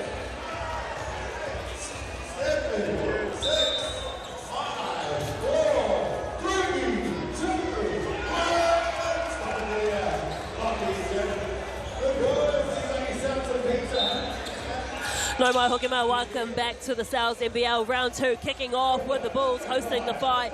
Both teams coming off great wins in round 1. The Whai upsetting the Rams, the Bulls upsetting the Tuatara. Now they go head-to-head here at the Franklin Paulding Leisure Centre, aka the Stockyard.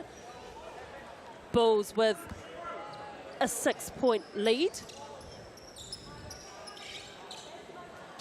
Leading the scoring at the moment for the Bulls is Tarangi with 6, Te Hardy with 5, Nofua with 4, Bazant as well with 6, and Hopo and PSO with 4 apiece.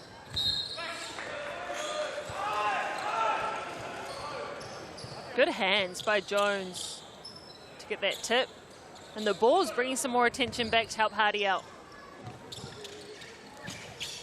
Jones back onto the court, Marcel Jones.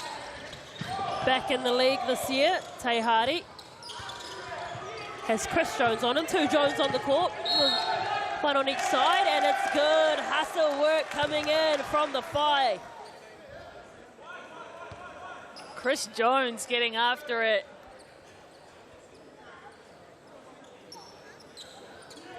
Well, Marcel Jones and Chris Jones just having words to each other. Keep an eye on that battle. Love to see it. Battle of the Joneses. Bazant gets a pair of Hunt. Looking for some good ball movement there, and Hardy called. Oh, in fact. Yeah, an offensive foul. Yeah, it's an offensive call. We saw a lot of those in the Rapid League.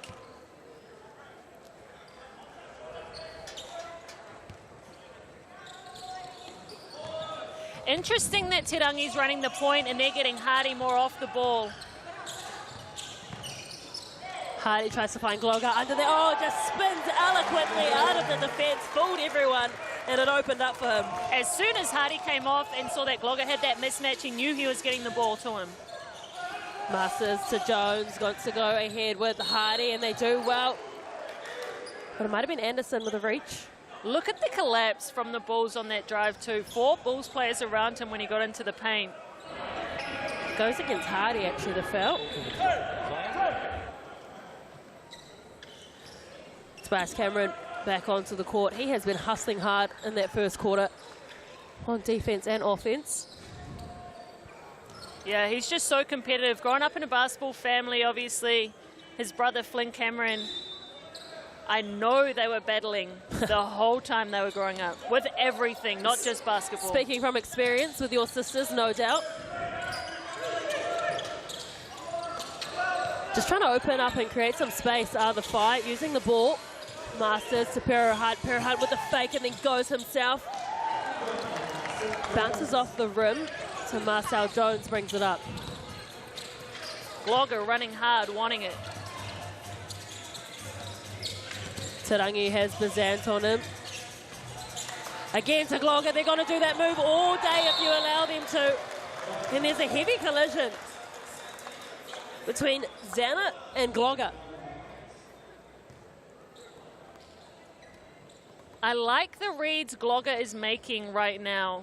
Ghosted that screen, got out of it real quick. Watch it again on replay here. Oh, a little bit of a shirt grab too. But a lot of contact on that landing. Both players getting up a bit ginger. German-born Gloga. He's played 250 professional games over 9 seasons in the German league. Yeah, that's one thing the Bulls have restocked up on, is experience. They have more offensive firepower. They have a lot of experience on this team, a lot of good minds around a coach that has a really solid game plan.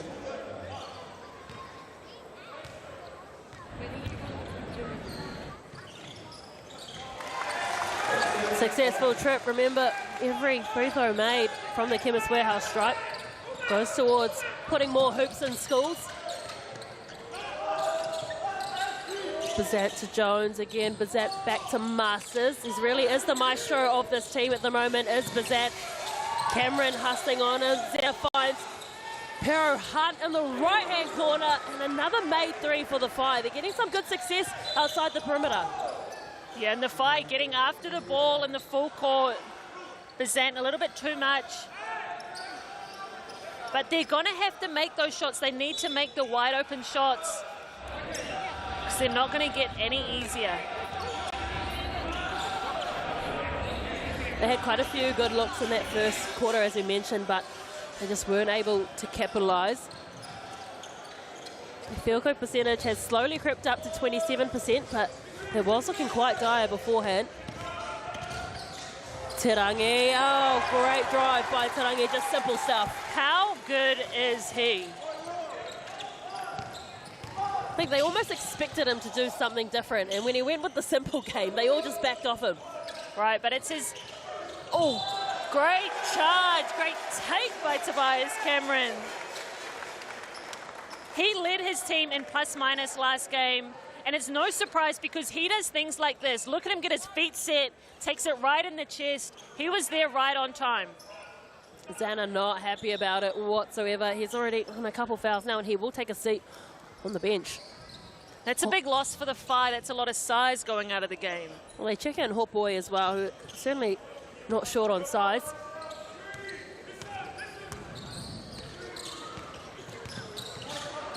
Cameron, the man who started that, gets that bounce pass again to Glocker. They need to get someone in front of him. That time he pulled up a bit short. Perahan is waiting on this left-hand corner. Bearsto's there.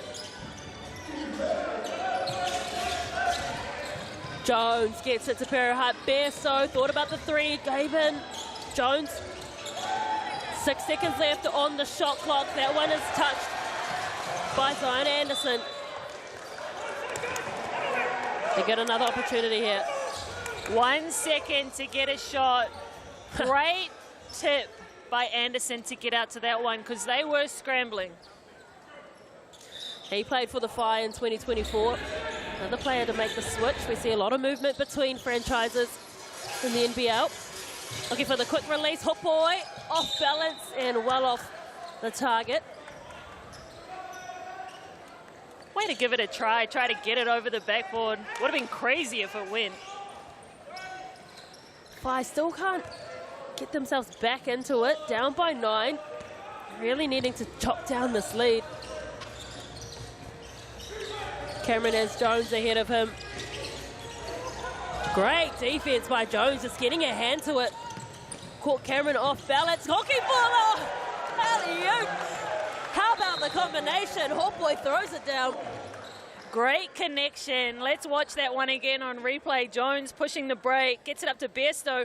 Hopoi up and elevated for that dunk.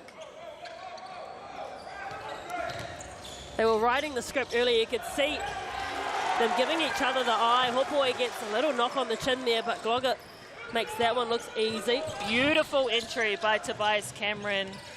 And Glogger had the early seal.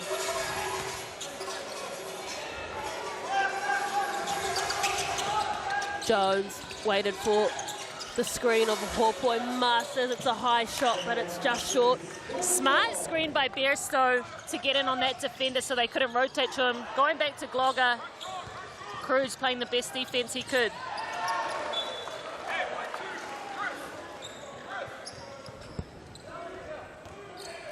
Still trailing by 9.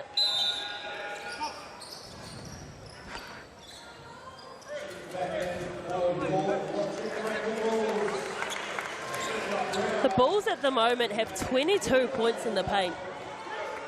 Versus 8 to the 5. Yeah, you can tell these guys train hard as we see Anderson getting another tip. His wingspan is so long. Tobias pushing the pace. Jones. He had an age to get that one down, and he gives it. He gives it to them on the 5 inch. Marcel Jones fired up. Let's watch that one again. He thought about it. He made himself a cup of tea before he took that shot. When you take that long to make that shot, you got to bank it. Right. No, but the fact he walked over this way to give it to the bench, he walked away from his own. Right, he walked away from his own bench, made sure Whai knew about it, then went back to his own. Every team needs that though. The competitive teams, like, you got to be a little bit chippy. You got to have guys that are willing to, you know, bark up a storm every now and again. And that's enough to fire you up if you're on the Whai team. Oh, Ken Kapisi might trademark me for that one, but that is enough to get you going. When someone walks over, makes the effort to come yell at you. Oh, if the Whai bench doesn't get up after this, if the Whai team doesn't get up, they need some stops here. They need to get up and after it because the balls are rolling right now. If you missed it on screen there, yeah, Waitomo free fuel. Well, not free fuel. Scan it. Go into the draw.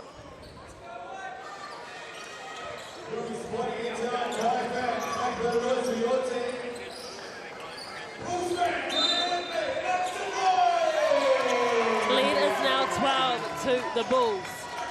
The Whai really need to make a move. You don't want to let this Bulls team get confident and run away with it like they did against the Tuatara.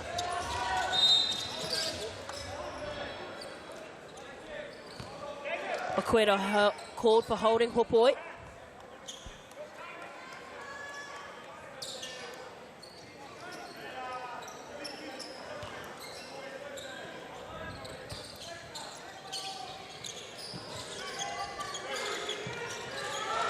Eleven seconds on the shot clock. Jones. It's Anderson on him. Hopoi was looking for the pick and roll. Didn't get it. Bairstow for three. Again, they're just not getting those ones to fall for them. Not getting the rub of the green today. Yeah, Bairstow struggling with his shooting stroke right now. Tarangi has Okueda with him. Coca Gray. Confident young players. Coca Gray, good defense coming up on him. Nice high shot, but again, couldn't find the bottom of the net. Masters, DePiro Hunt gets it out to Bairstow. Bairstow wants to challenge the defense of Coca Gray.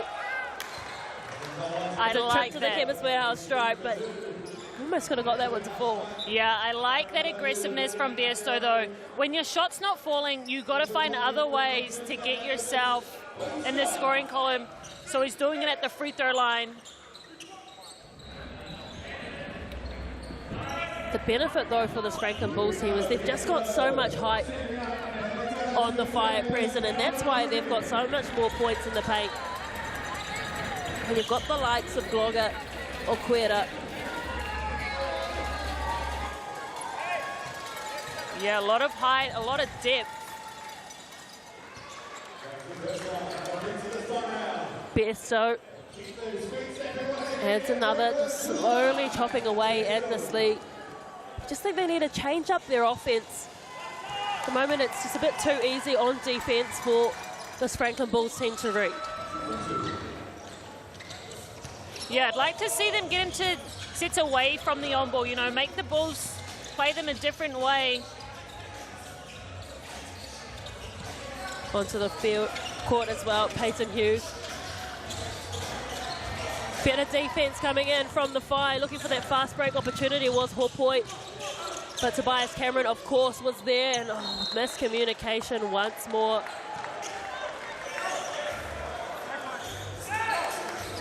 You could just see Perrin Hunt pointing to Hopoi saying you should have been there. Yeah, I think he moved at the last minute. It's so hard when the defense comes at you like that. Look at him.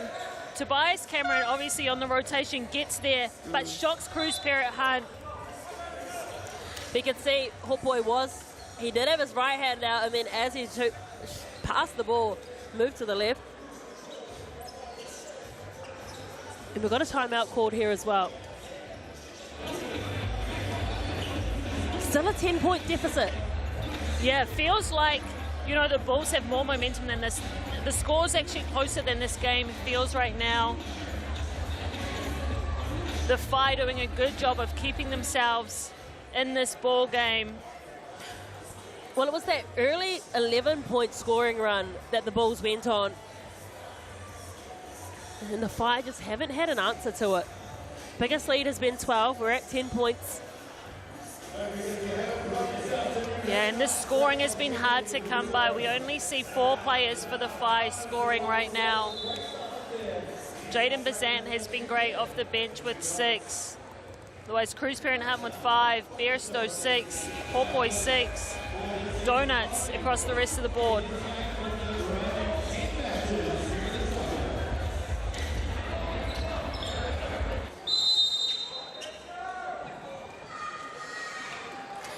And the Fire creating opportunities for themselves, but it's just the accuracy. They've got 6 steals. They've done well, but it's the accuracy of the shots. Yeah, they've definitely had some good looks. And you can tell because they only have 4 assists. That number is a lot higher usually. The work being done in tandem by Okwera and Tarangi. Okwera does well to fight hard to get there. The Fire aren't happy with that call.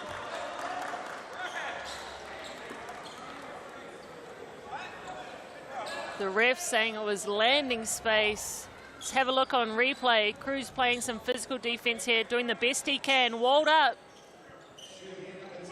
But unfortunately, the ref... Tough call, tough call. Maybe tough, because it's not much more you can do. Okwera, another good get for this Bulls team. They've recruited well. They still have a few players to come back too. Still got Flynn Cameron, even Russ Batch.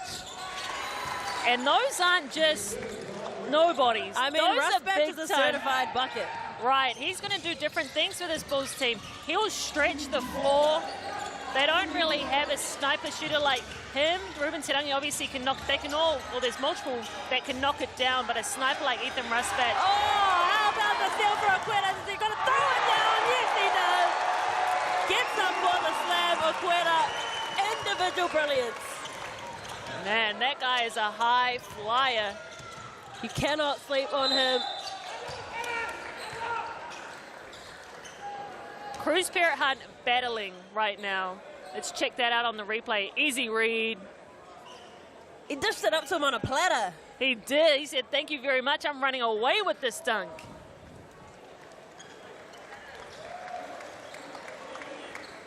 Biggest lead of the night now. The Fire really need to find some momentum here. It just feels like the Bulls are more energetic. They're feeding off this crowd. It just feels like they're playing harder right now. But both teams are giving a lot of effort. You can just tell the Bulls train like this, day in, day out. They go up against each other like this. They're not afraid of the contact or this physicality. They're used to it. Good on the second go for Parrot Hunt. They really need to start getting some stops as well. Frank and Bulls, they're just playing with a lot of fun because they've got that healthy lead now. And they're going right back to that mismatch. It's a tough ask to get Parrot Hunt to mark up against Okwera. We haven't seen too much from Hardy as well. He hasn't really got into this game. And then he hears me say that and says, I'm here, don't forget about me. Don't forget my name. But by his standards, well, from what we saw in the last game in this 30-piece, he hasn't really had to do much because everyone else in the team is stepping up. Yeah, and that's a great point guard. You know, they can pick and choose their moments where they choose to go off, when they get their teammates involved. He's obviously reading the game right now. His teammates are eating. Bazant gives it to Hawkboy for an open 3, and again, those are the shots that they are not sinking. Or ricocheting that ball back in and diving for his Parrot Hunt, but again, it's just those shots, the open looks that they cannot afford to let go, but hey, they're going to get it back. Yeah, they'll get it back, and I like that hustle from the Fire. They're fighting right now. Belcher chasing that rebound down, and Cruz Parrot Hunt getting after it on the floor. Not rewarded right away, but they are with that turnover. Well, they're not grabbing the ball by the horns in this game, that is for sure. They're not capitalizing on every opportunity that comes. Right, not yet. The Bulls have definitely come out and thrown the first punch, made their presence felt, but I don't expect this Fire team to go away. Well, the fans enjoying the Sal's Pizza. We need to get one of those delivered to commentary ASAP. Oh, absolutely. We're courtside too. Floor has been wiped. Back into it, 3 minutes left in the first half. 16-point deficit. I don't think anyone picked it to be this large, this early in the game. Perohat straight into the red basket of Oquera.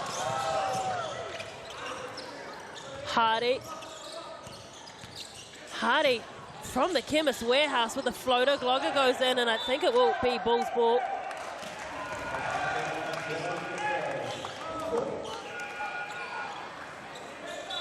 They just seem a little lackluster, the fight. They're just a bit slow to get back on defense. The transition just not quite there. Yeah, the pace that these Bulls are playing with right now, not necessarily how the ball's moving, but when they come off their cuts, when they're coming off screens, they come off hard.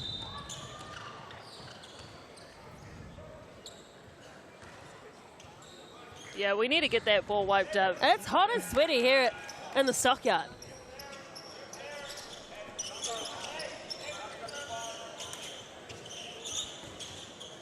It's a very nice intimate venue, but everyone's nice and close, and with the music that's been pumping throughout, it's getting a bit hot and sweaty. Yeah, and these players are working hard. Look at the pressure, denying all over the court. You just feel so isolated when you have the ball. There's not many options. Yeah, and a lot of work being done off the ball to provide those options. As you say, Bazan is forced to put the three up. It's a lovely shot from Bazan. That's 3. 3 from 3 for Bazan. He's 100% from the field. Take another look at it. The Whai moving it around. Bazan rising up for that 3. 1 second left on the shot clock too. That's tough from Bazan. Yeah, great court awareness from him.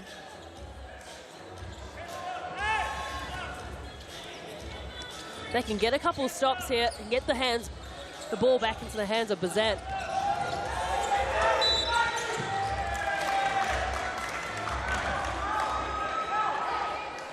Eight-second call there.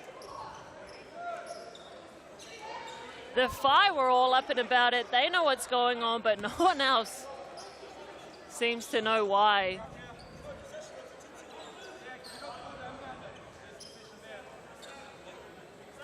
What the Whai's going to take it. Play to the whistle.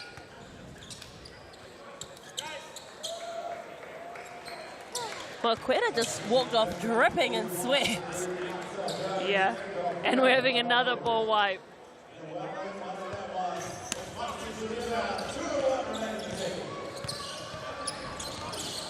I like that the Whai are trying to get options off the ball.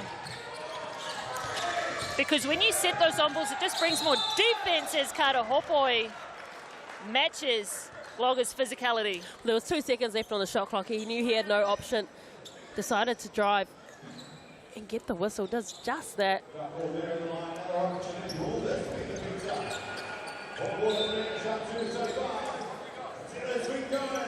Kata Hopoi 2 from 2 from the free throw line tonight.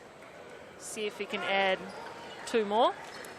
It's a very short-lived substitution for Quetta. And just look at the height difference between him and Chris Jones. And you just have to think, that's what Chris Jones has to see over when he comes off on-ball screens. He has defenders like that. And not only do you have to see past it, you have to make a pass past those long arms, past those long limbs.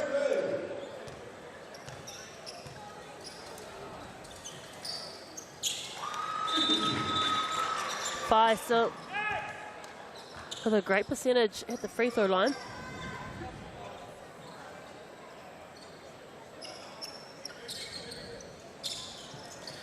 Tui Lewis onto the court to another great shooting option. Yeah, and a high energy player. Something the Whai need right now.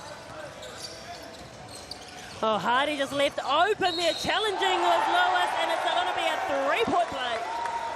Great read by him out of that Iverson cut. And when you have someone like Ruben Terangi who's so smart, who's thinking the exact same thing as Hardy and can put that ball in a place he can go get it, I like the chemistry these two have going.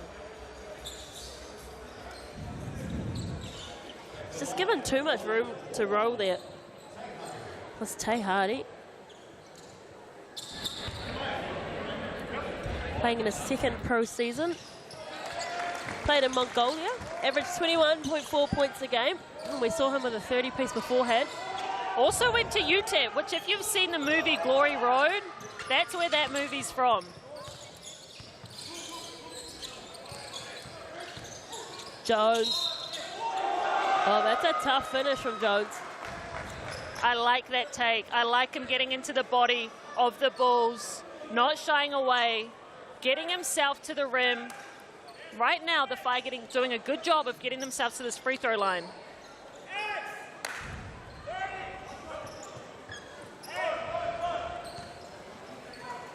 Especially Glide screaming out plays for the next opportunity on attack for the Bulls. Yeah, and you see his guys echoing it out on the floor. Just speaks volumes about the team's culture that they're building here. 11 points, they're still just keeping them at bay, are the Bulls.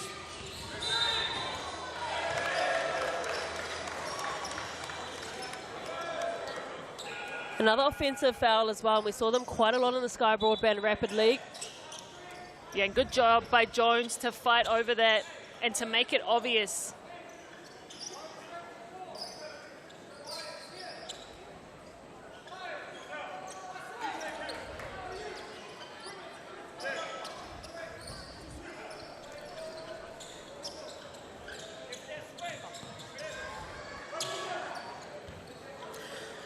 Minute left to go, just over a minute.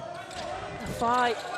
Want to reduce this down to single-digit lead if they can head into the locker room. Hopoi has Okwera on him. What a great opportunity as well for Hopoi to grow his game, going up against someone with so much experience. Jones throws the ball up in the air, just doesn't get anything from it. Good hustle defense from Hardy. Now can they punish them? Great D from the youngster Hopoi. We talked about the battle, but Hardy steals it from Hopoi. He did everything right, bar that. Yeah, this Bulls team just doing all the extra things. Great challenge by Hopoi on that one, but brings it down so the little shorter Hardy can get his hands to it.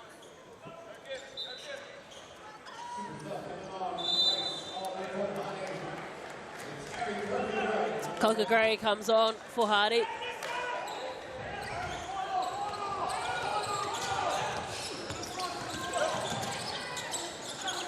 Hopoi fakes the three, gave it back to Bazan. Conker Gray not letting him get any space. He's been given a task, and that is to stop Bazan. Tatui Lewis, don't sleep on him. And it will be another opportunity here for the fight. Was Bairstow just knocked that ball out of the hands. Yeah, absolutely. That's good work from Bairstow, crashing those boards, putting some pressure on the rebound, on the rim. Hopoi. Oh, good read! Oh. Man, Okwera didn't want a piece of that because he got his hands all in there. We'll see if it's going to be upgraded to an intentional foul. There was a lot of arm and grabbing in that, but Hopoi, what a great read. He felt the body of Okwera go the other way, so he then rolled the other direction and opened up for him, as you said.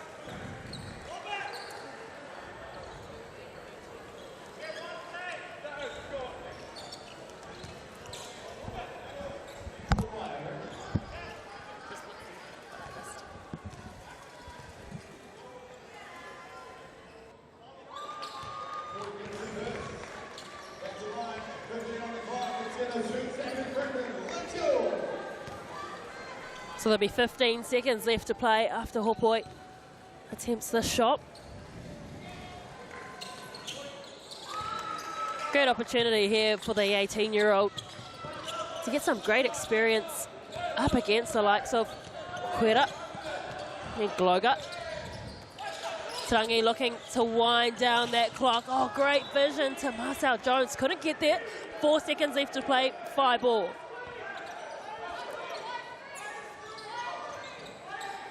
Trailing by 11. They can bring this lead down to single digits. Well, they don't have much time. 2 seconds left on the clock. Jones, deep three. Almost gets there, isn't going to. And it is the home team, the Franklin Bulls, with a comprehensive lead at present over the Tauranga Whai, 45 points to 32. Going to get some reaction shortly from Crystal Ledger-Walker. She's now standing by with Cruz Perahan. I'm here with Cruz Perahan for the Whai. Tough start to this game. This defense from the Bulls looks really tough. What are you making of it? Yeah, just a lot of pressure. I think we just need to stay calm and bring the ball up with confidence, cut with confidence, and just overall confidence in the next half. Sure. Yeah, and personally, you look like you're fighting hard. What can you do to slow the Bulls team down? Just pressure ourselves. I think we need to get up and in. We're missing a few things in our sort of terms in terms of our game plan, and we just need to keep on pressuring them up the court, do those little things to get them on in the end. Okay, good luck for the rest of the game. And we also have Tobias Cameron with the Bulls. You've got your fingerprints all over this game. You're getting up, you're getting after. I know you pride yourself on defense. What's your mentality coming into these games? Try to do the best we can. Obviously, defense is our MO, so try and make it as hard as possible for them to score. We're doing an average job at the moment. I think we do way better. Okay, well, you're doing pretty good for an average job, in my opinion. What are some messages from your coaches? I know you guys are trying to build your culture down here. A new team for you. What has the message been? Just bust your ass. Really, at the end of the day, that's all it is. If you're not doing that, you're doing it wrong. Okay, good luck for the rest of this ball game. Appreciate it. That's all the reaction there from the court with Crystal Ledger-Walker and Cruz Perahan and Tobias Cameron. Don't go anywhere, because coming up after this, we will dissect that first half of action from the Franklin Pool and Leisure Centre. 45 points to 34. The Bulls leading the Whai.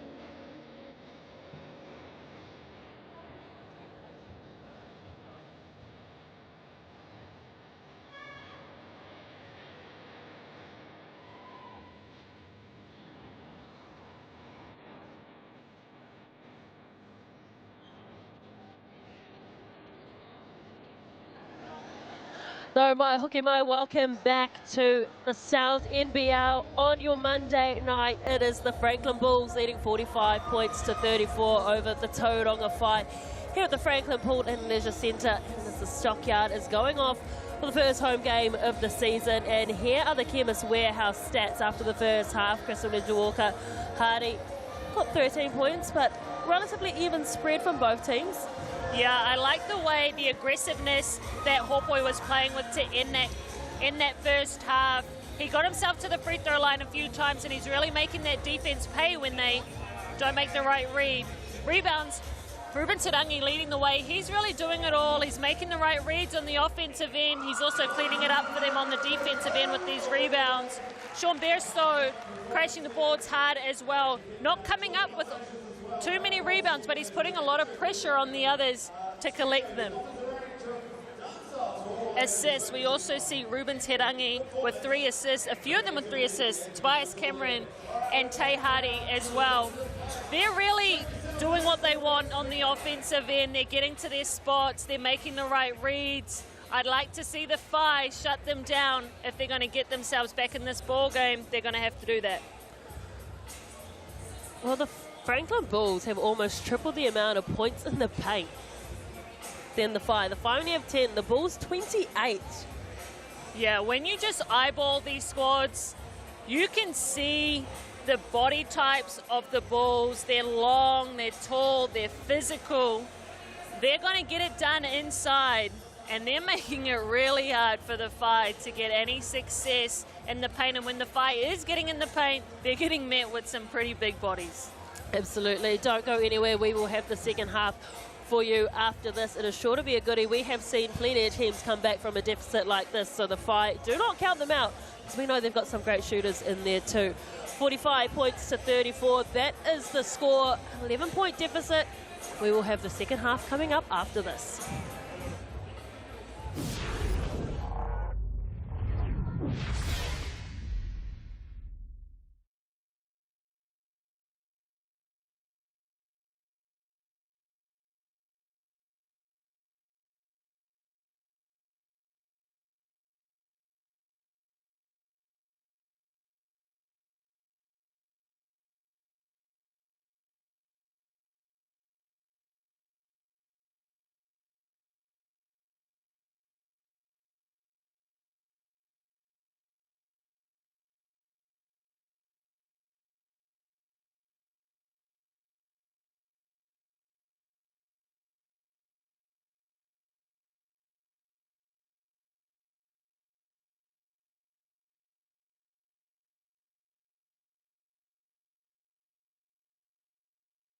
I feel like we're going. Good.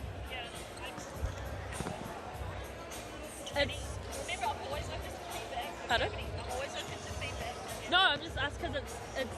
I feel like it's so much better when you're here.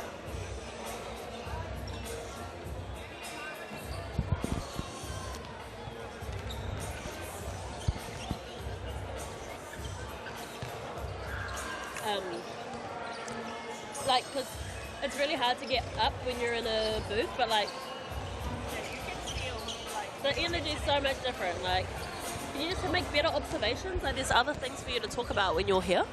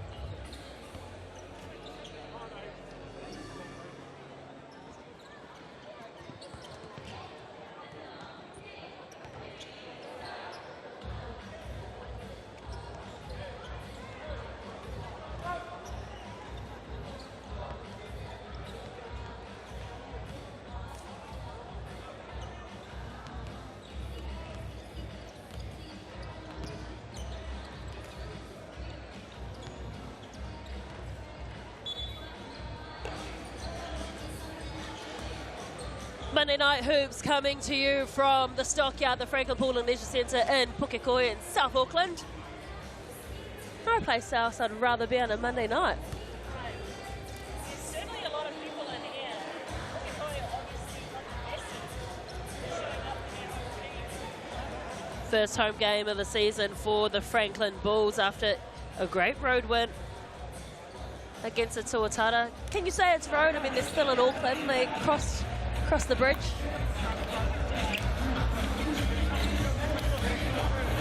And as well, the Whai with an upset win over the Rams. But they've just really struggled to get out of second gear at the moment. We know the potential in their team, but we've got to give kudos to the defense of the Bulls, just really shutting them out. But equally, we just haven't seen a lot of movement on offense. Everyone's kind of waiting for someone else to nominate and do something. Yeah, the Bulls are plugging the lane really well. They're getting out. The Bulls are plugging the lane really well. They're getting out, making passes super hard for the Whai. But the Whai have had some good looks as well. They just haven't knocked them down. If they can finish some of their shots, continue to get themselves into the paint and draw some fouls, it's going to go a long way. Yeah, really struggling on the percentages. 31% from the field. Oh, the fight. Some of the 50-50 shots just not coming for them. Tell you one person who's hot for the Whai right now, and that's Jaden Bazant. He's 3 from 3 from three-point land, 9 points, second leading scorer in that first half. He's a bright spot off the bench for the Whai. Pura Hunt, talking about bright spots. Gets it to Bairstow. They need to cut away at this lead, and they need to do it quickly. They don't want them to get too confident. Again, that's just those shots that we're saying aren't falling at the moment. Yeah, they need to drop some of those, because they are shots that the Whai like to take. They're a three-point shooting team. So we see Hardy with a good dish to Glogger. Oh, the way he threaded that ball in behind his defenders back into the hands of Glogger. And again, that's one that you need to finish too. Yeah, Hardy's so creative as we see Jones. But Jones did well to draw in the defenders and dish that ball out, but Bairstow just wasn't in a position to put it up. Pura Hunt excited. He was more agile than Glogger, but again, it's the finish. But they've got a second chance opportunity here through Zana to leave Zana this time. They put it back. Yeah, good job by Zana following that one up.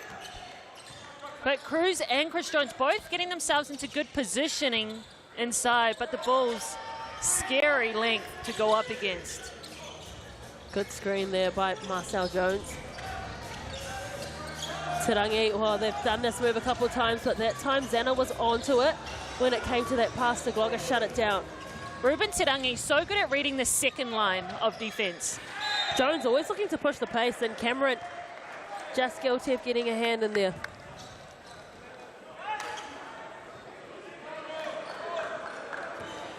I have never seen Sebastian Gleim live.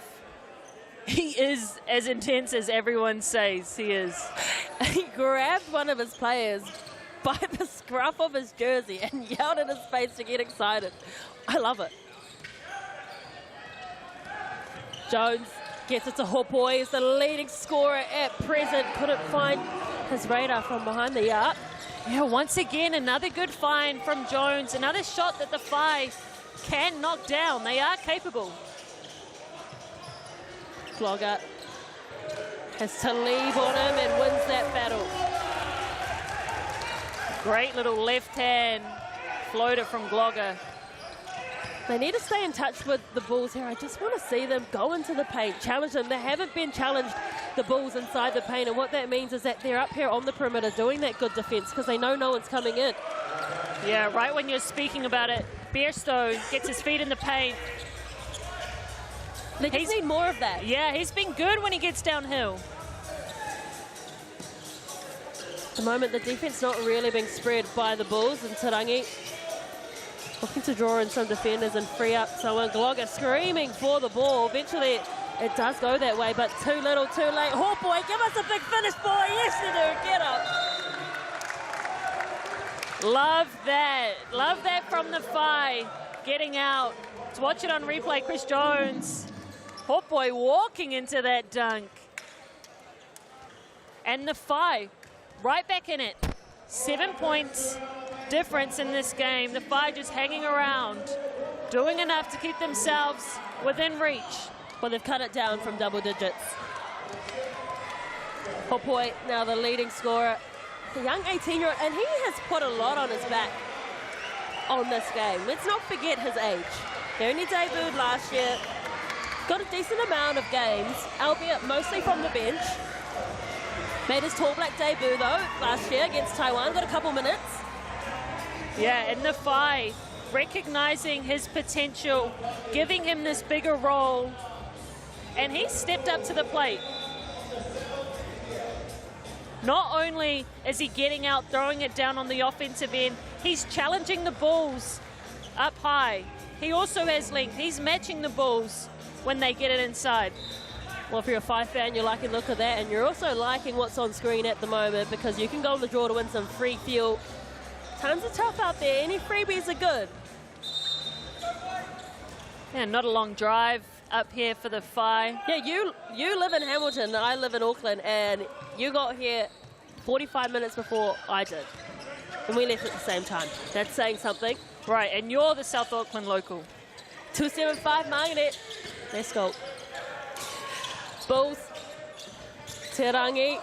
Back to Glogger, and then lovely bounce pass underneath. Marcel just puts it in. That's good ball movement from the Bulls, and what the Whai are missing. Good ball movement and good off-ball movement by the Bulls. The cut and slide. The big knew exactly where his guards were moving to. Janet. Again, those ones need to drop. They did well to cut it down to single-digit lead, but at the moment, the Bulls just running rampant still. Ruben Tauranga just always making good reads, splits the defense. And off camera, we were saying, you know, the Bulls should be up by a lot more than this because they've been the more dominant side. Yeah, it feels like the Bulls should be up by more than this. Hardy. His first miss from the three tonight. Hasn't had too many attempts at that Besto. Couple lids on the rims at the moment.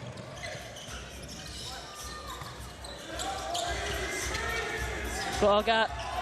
Oh, that's good defense coming in from Talib Zanet. He likes that spin move. Second time we've seen it tonight. Good hands by the Bulls. Good height battle there. Glogger's just 2 centimeters shorter than Zanet. Both well over 2 meters. Sometimes you see players put their hands on their knees when the ball goes inbounds because you think they're tired. But it also gets the defense to back off as we see Cruz Parrott Hunt with a strong finish over Tobias Cameron. He spoke about confidence in that halftime talk. Said the Whai needs to play with more confidence if they have any chance of winning this game. Jones wants to go against the youngster. He has 21 years on him. No, 11 years. My math's not mathing. Oh boy. To Zanet. Jones looking for an option. They're smothering him at the moment. Goes up against Marcel. Well, that's a tough finish from the short man. Yeah, shorter in height, but makes up for it with his strength. Lead just now 5. The Whai have done well. Oh, and it's a call against Cameron. Yeah, talking about strength. So watch it again. Tobias Cameron takes some body, but just too much when he turns the corner. Gets that little chicken wing in there, called for the hook.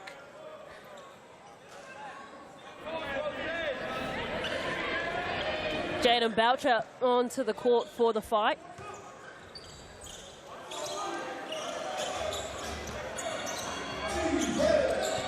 Besto has Tauranga on him. Gets it to Parrott Hunt. Jones. Pukekohe tried to set the screen. Looks for the roll. Good find.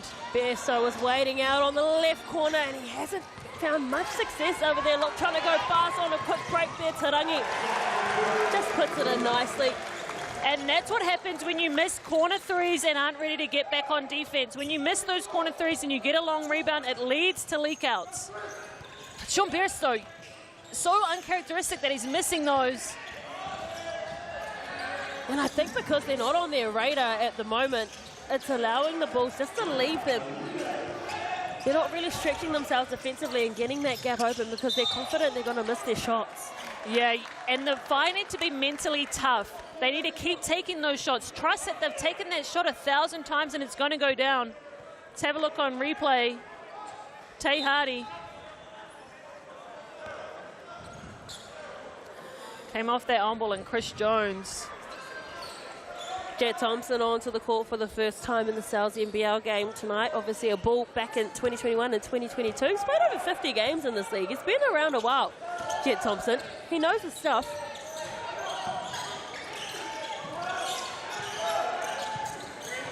He's just hanging out on that left edge. Oh boy, well, there's a lot of jersey grabbing happening there. Finally they get a whistle. Yeah. Matt Lacey was screaming for it, and rightly so.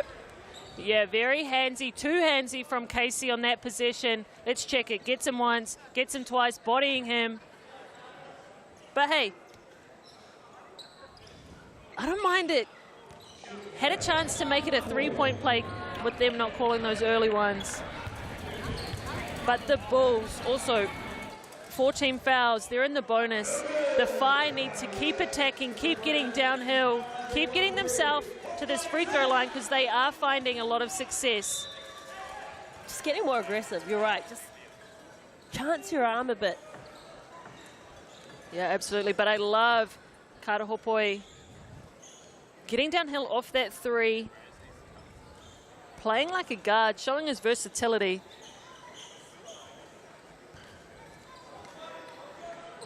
We always expect so much from bigs, purely because of their height. Right. This guy's only 18 years old. He's going up against grown men that have played all around the world. Spoke about Glogger's experience earlier. And in this league, it's just what you're going to face every night. Bazant also onto the court for the fight. It's 3 from 3 from beyond the arc.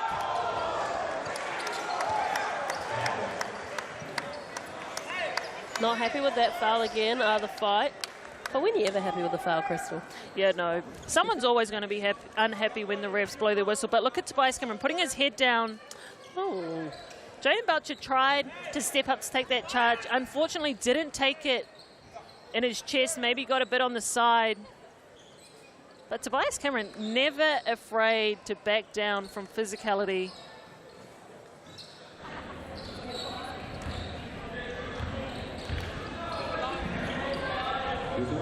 And these Bulls players have spoken about their bodies. Let's give a shout out to their trainer, Logan Boddicker, who's obviously got them in great shape.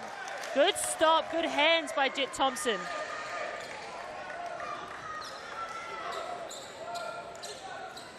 Six points, a difference. They're still within reach.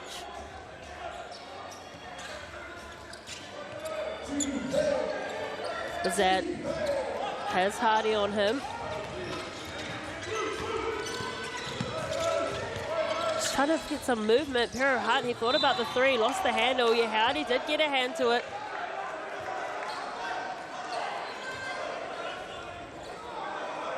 Man, Hardy frustrated with that, and it's going to put the Whai right back on the line. Let's watch it on replay. Chris Hunt, a little hesitation on that shot fake. Got himself downhill.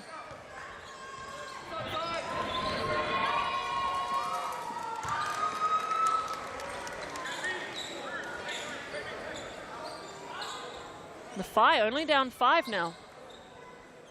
They're slowly chipping away at this. They're not going away. Do not count the Whai out.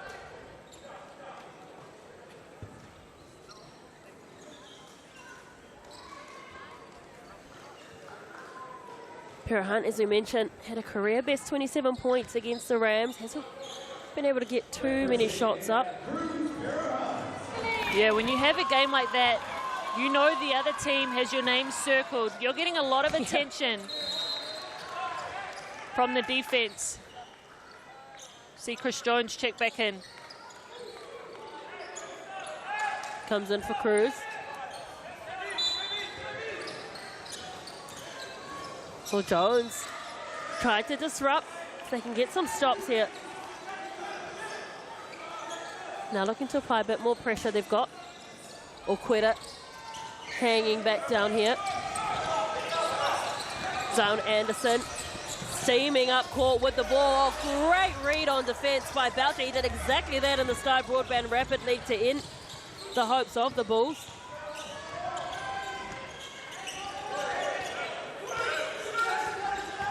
Jones steps back, pulls up for the jumper. Again, not dropping for them. Bias Cameron wanting to push the pace, go quickly, and that one's just gone wayward. And the fire like that matchup for Chris Jones. Gave him a little bit of ISO opportunity. Zana on for Hopoi.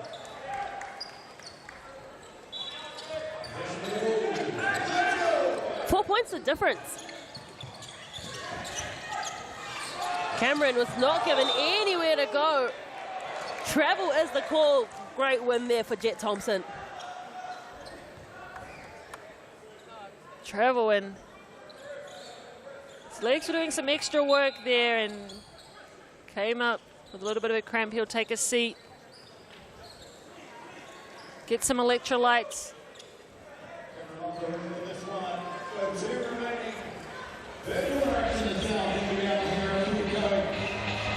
3 minutes left to go in this quarter. Fight have done well to claw themselves back into this. They've outscored the Bulls 13-6. First quarter score was 22-16 to the Bulls, and then they outscored the Fire again 23-18. This time though, the Fight leading the scoring account in this quarter. And a lot of starters on the court here for the Five. They're trusting the depth of their bench. Jones wants to go himself. Oh my! From Oqueta. But Zana, he's still there, and he just can't finish that one. And Matt Lacey's frustrated, and so he should be. He came out of nowhere for that block. The lane looked open.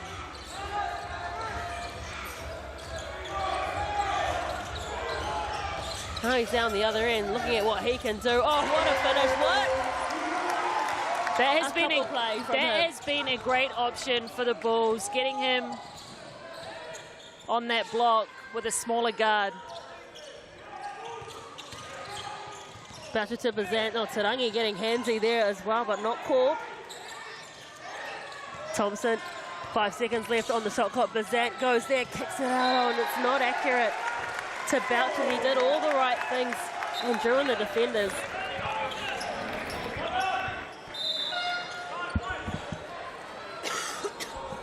Matt Lacey's come in and called a timeout too. Yeah, Jaden Bazan tried to get busy. They boomeranged it back to him, but fling that pass out. Still a 2-possession game for the Five, trailing by 6. But you're right, they have come out of the half renewed, refreshed. Still just not at their best though, not what we saw against the Rams. And you'd forgive them. You'd forgive the Bulls for being a bit slow because they've had a shorter turnaround, but the Fire have had a couple of days. Right. They've been prepping, they watch the Bulls, they've been getting ready for this game for a while. I mean, with games on every single night of the week, if you're playing in the NZNBL, it's hard not to watch who you're coming up against. Remember the Bulls, they will play again on Sunday. This time it's against the Hawks. And the Fire, well, they're playing again on Wednesday against the Nuggets. And the Nuggets, they'll be disappointed with that performance that they had against the Sharks. Yeah, and the Nuggets, they've kind of rebuilt their team. A new coach, new imports. They've still got that same local core, but when you bring in a new coach and they try to implement a new system, it's tough. Well, I think they know that they were better than the performance that they put out. And so they'll be wanting to rectify this, so they'll be looking and analysing the fight. and seeing where they can exploit them.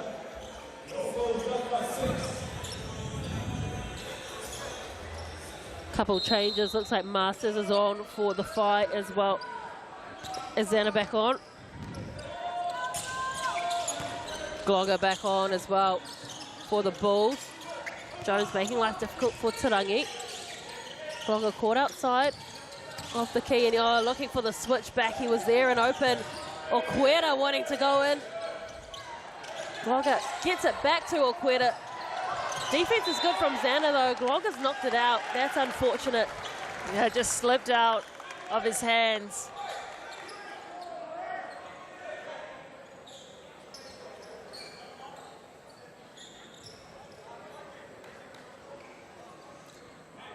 Let's watch that replay. Plenty of wipes on the ball. It is very hot and sweaty here in the stockyard. Tarangi looking for the quick release off the fly, and that's just hit the backboard off the glass. But again, they've hustled hard, crashing the boards. Hardy, deep two. Nothing but net from Hardy. That's a great option. Clock's winding down. Need to get a shot. That's the man you want to put the ball. That's whose hands you want to put the ball in. Leads extended back out to 9. They did bring it back to 4 at one stage. Bulls be looking for another stop, and they get it by way of Okwera. He's just so quick and nimble with those long arms. Hardy for another jump shot.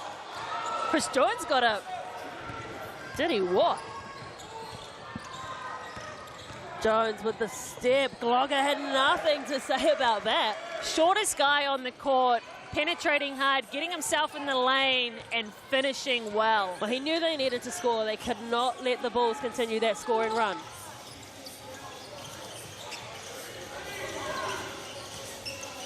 Hardy gets it to Okwera. Okwera wants to go with Bairstow. Fortuitous for the fight. Masters has Jones. They've got Bazant waiting out on the left corner, waiting in the wings. 1 second difference between shot and game clock. He's trying to soak it all up here is Chris Jones. What is this play? It's a step back three. Can't get it there, and it just ricochets past the face of Bazant, but he's stolen it. Oh, not to be at the death. 6 points is the difference. They have cut down this lead. We have a big last quarter coming up for the fight. The Bulls really need to push away, but it is the home team leading 55 points to 49 with 1 quarter left to go here on the Sal's NBL.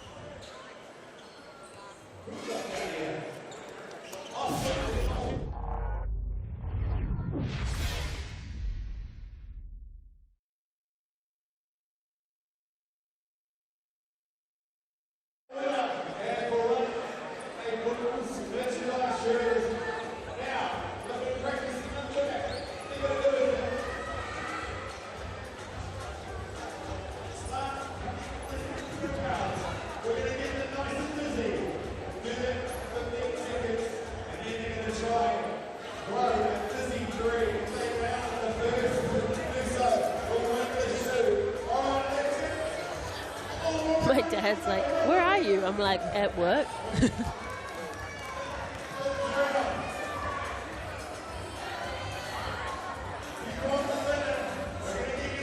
Well, surely your drive home's like, how long would it take you without traffic? Just under 30 minutes. Auckland is ridiculous.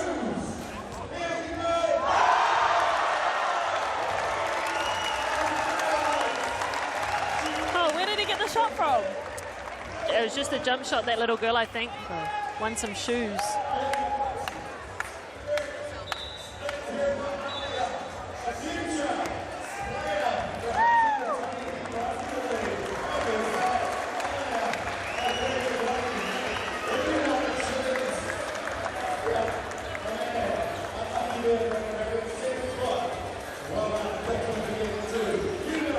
It's all happening here at the Stockyard on the Sal's NBL. Round 2 has kicked off, and it's a goodie.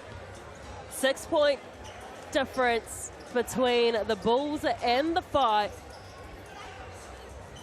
Both teams coming off the back of good wins, wanting to back it up.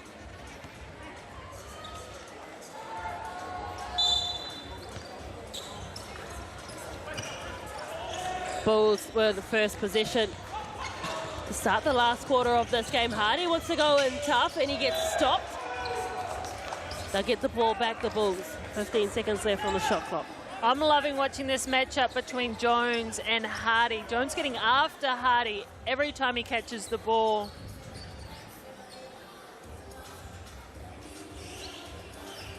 Hardy 15 points in this game. 2 from 3 from the three-point line. Been a little quiet compared to how we saw him versus the Tuatara. I mean, it's a low-scoring game. We're at the fourth quarter. It's 55-49. No one really been able to get into a shooting rhythm. No, and the Bulls went quiet that third quarter, only scoring 10 points. Great defense. Oh, hustle from Jones on Hardy.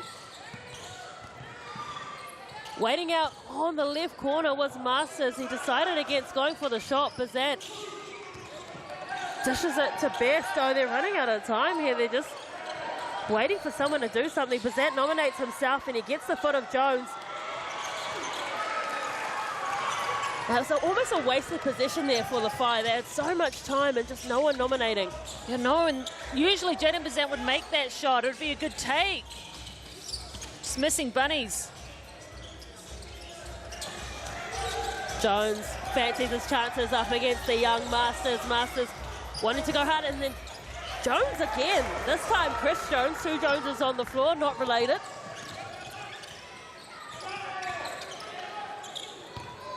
Chris Jones has come out hustling on defense. Yeah, and he seems to be the heart and soul of this Phi team. And again, so static, no one's moving. But because no one was moving, there was a lot of attention on that slip.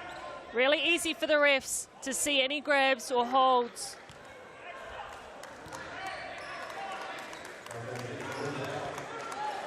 Third foul there.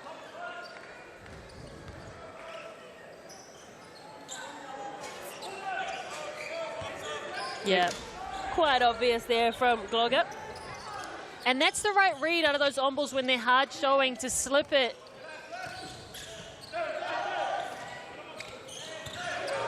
Again, you know, you've got 5 seconds left. No one really providing themselves as an option. Jones is forced to throw that one up.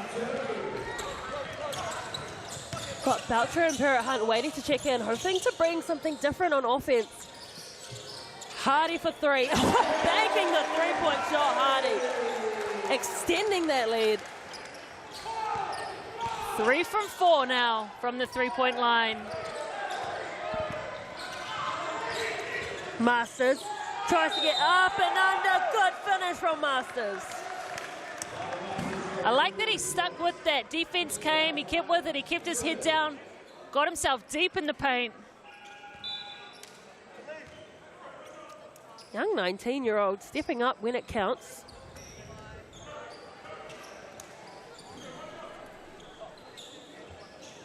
Hopoi back on as well.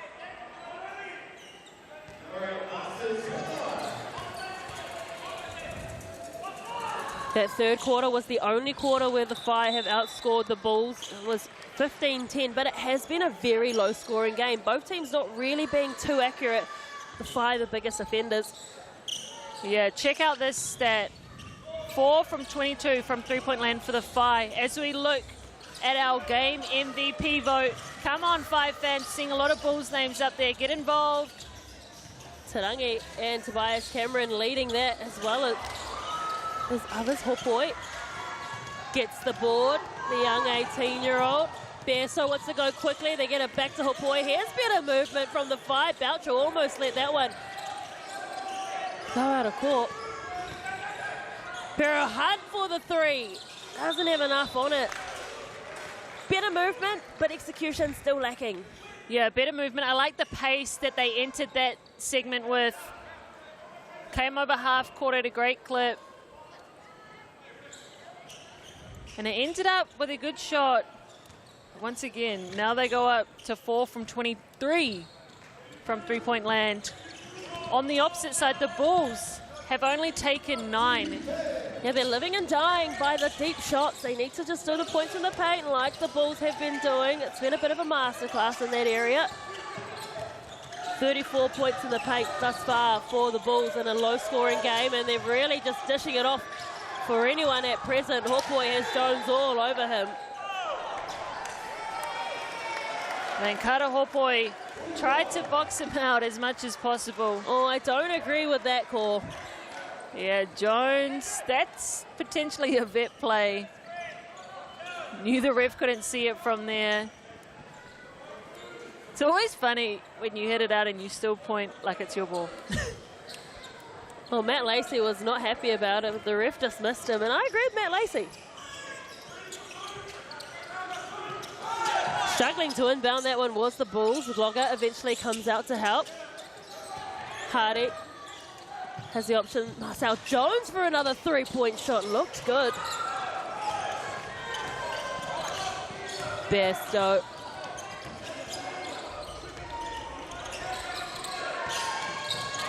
And this defense ran on and smothering them at present. Tauranga gets around. This has got ball movement kicking out to Besto. Hopoi has to take the three. Well away, but tidying up there. Again, defensively, Okwera just absolutely putting out a masterclass. And that is why the Fire taking so many threes. As Kara Hopoi gets out. That's why the Fire taking so many threes, because these Bulls players are coming out of nowhere. They're just living and dying by that three-point shot at present, but we need more points in the paint. You need to earn the right to shoot those threes. Yeah, and look how awkward it, just the multiple effort. Stays active, stays with it, is rewarded with that block.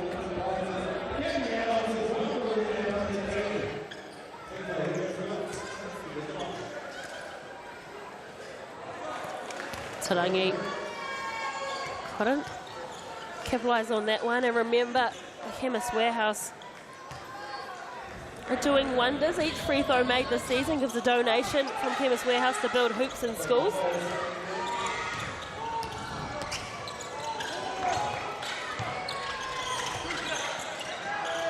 Perahart gets to Hopoi. Again, this defense is smothering. Finally, the Fire get a whistle. Seems like they just haven't had the refs on their side today. The 50-50 calls often going against them. And Kara Hopoi again deciding to go himself.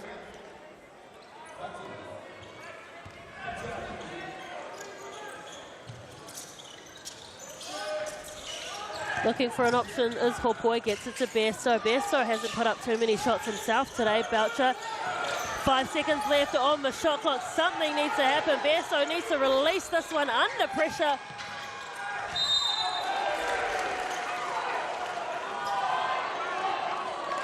Oh, controversial call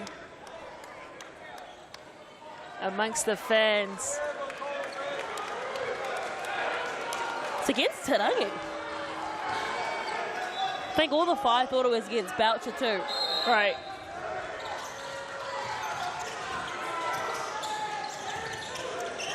So 12 seconds back on that shot clock for the Fire. Miscommunication, and it's a charge this time. Tobias Cameron looks for it earlier. This time he gets it. Yeah, Tobias Cameron, great movement when he is off the ball. Watch him read this, steps up early, gets his feet outside the charge circle, and is prepared to put his body on the line.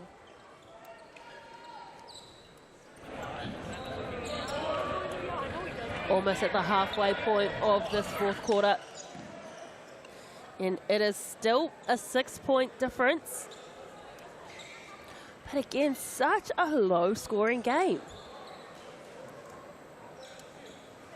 Yeah, a lot of good defense being played. We've only had 6 points scored.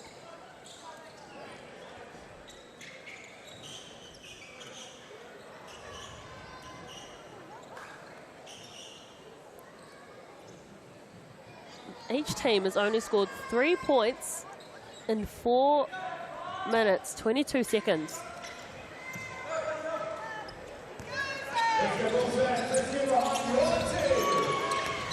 Tarangi just decides to do it all himself, and he gets the whistle. Pera Hunt can't believe it. He's even getting it from the ball kids, Pera Hunt. Another great read. Watch the defense all go with that Iverson cut. Ruben Tarangi goes against the grain, gets downhill. Trying to see the replay of that ball kid just giving it to Pera Hunt. Love to see it. They're a part of the Bulls extended squad. Do they get a ring too?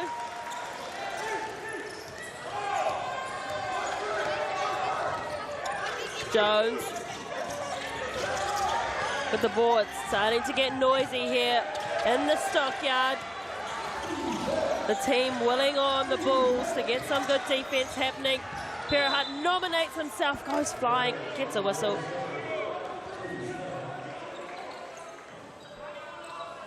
I like that. Both teams close to being in the bonus. The Bulls are in the bonus right now, so every time the Whai can get the refs to blow the whistle, they're heading to the Chemist Warehouse free throw line. They just need to be a bit more aggressive and look for the whistle now. Yeah, Cruz Pera Hunt doing a great job getting downhill.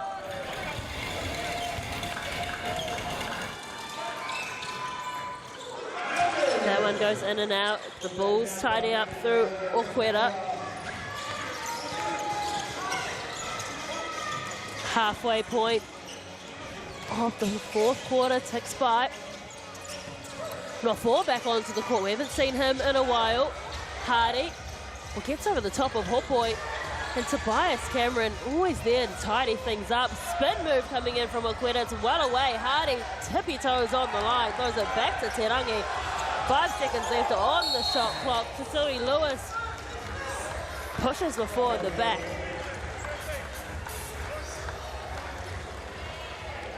Tutui just a little bit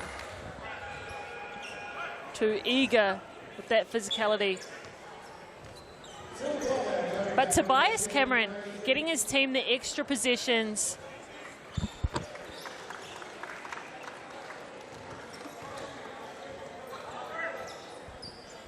He really is the king of allowing his team opportunities for second chance points.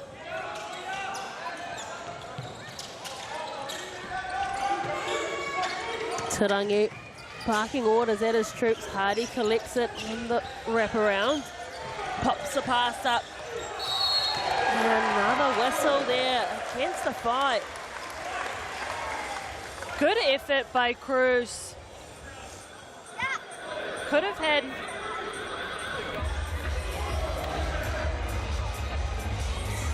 But it's still there. But the Bulls going to that mismatch. Exposing the smaller guard on Glogger. Well, they're in the bonus now too.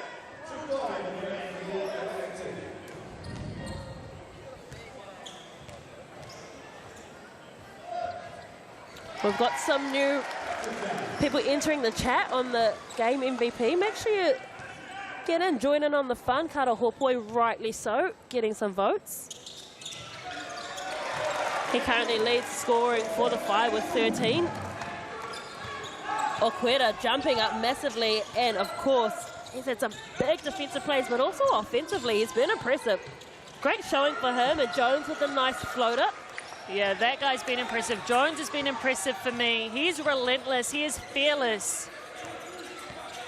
Well, Besto's standing in front of us, and he has dripping in sweat. That is how hot it is here in the stockyard. Cameron leaves it on the rim. Lewis wants to go quickly, just loses the handle. Absolute coach killer. Everyone's diving for it on the ground, and here comes Okwera looking for the audio, doesn't get it.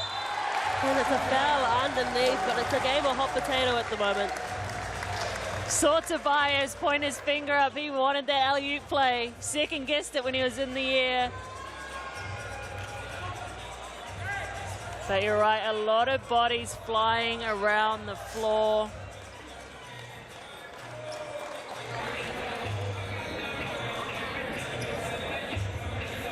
These Moppets, they're putting in overtime.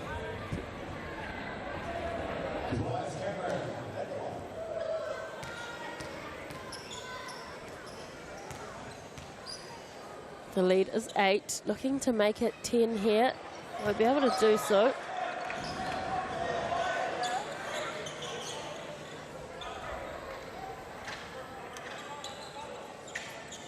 Crystal, why do you think it's been so low scoring tonight?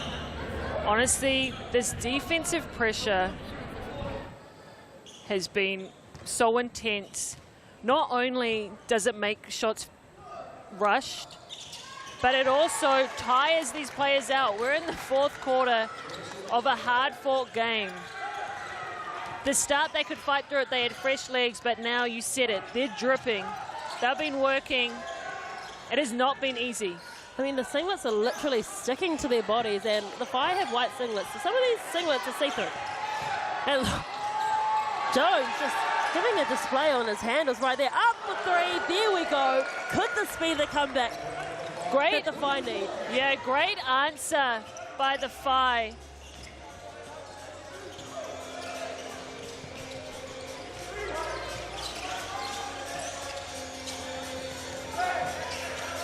The Bulls wanting to shut out any kind of hope that the Whai have.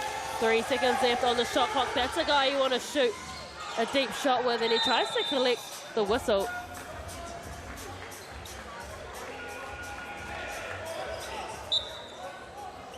Ruben Tarangi got a bit of Chris Jones' face on that release, I think. Yeah, poked him in the eye.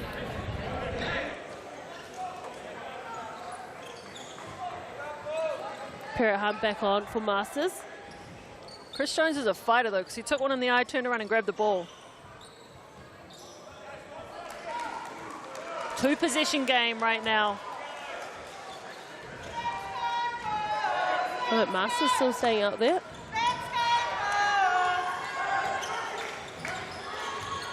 I just see Bazant come back into this game. We know what kind of shooter he is. In fact, he's got the most three-point shots in this game for the Whai. Heavy contact there.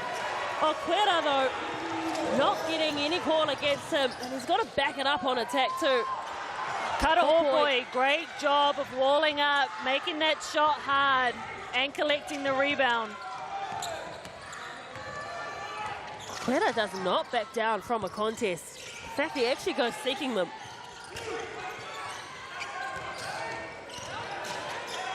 Six seconds left on the shot clock. Masters going to go back to back. He can't. Just falls straight into the hands of Hardy. No one crashing the boards there for the Whai. Hardy wants to go around Hopoi. Hopoi's big, long-ranging arms trying to stop there, but Glogger just too easy underneath it. He should have finished that one. Doesn't do so. And Hardy goes flying into the hoardings. The hustle and heart of Hardy getting after it. Glogger slipped out of his hands. Check it out again. Hardy diving. We talk about the Whai not finishing shots, but the Bulls have left a fair few out there, particularly Glogger right underneath. I mean, he's close enough to it. Easier said than done, but we often see them finish those. Yeah, it's hard to buy buckets out here tonight. So we take a look at our MVP votes. Oquera. I mean, with the defensive showing he's put out tonight, I'm not surprised. I'm glad Karaopoi has made his way onto that voting poll. As has Bazant. Karaopoi, 13 points, 6 rebounds, 87% from the free throw line. But it's all the little things that he's doing, the way he's walling up. He's being aggressive, getting himself to the rim. Well, Oquera's only put up 8 points, but it's his work defensively that's really pushing him up there, isn't it? Yeah, it is. And we only have 5 people in double figures in this game. You said it. Scoring is low. It's hard to come by. Well, there's kids doing the limbo here. They're trying to get as low as possible. We're trying to get up here with some points.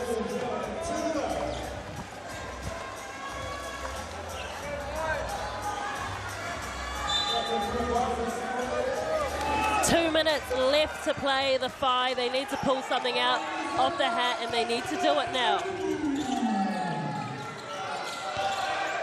They've trailed for most of the game. The Bulls have kept them at bay. Applying absolute pressure at present. Masters wants to go in for the shot. That's tough finish from the young 19-year-old Masters, and he's going to take a trip to the Chemist Warehouse strike. Absolutely strike that off. That's a big take and a big finish from Masters. Watch him on this rip. Gets up.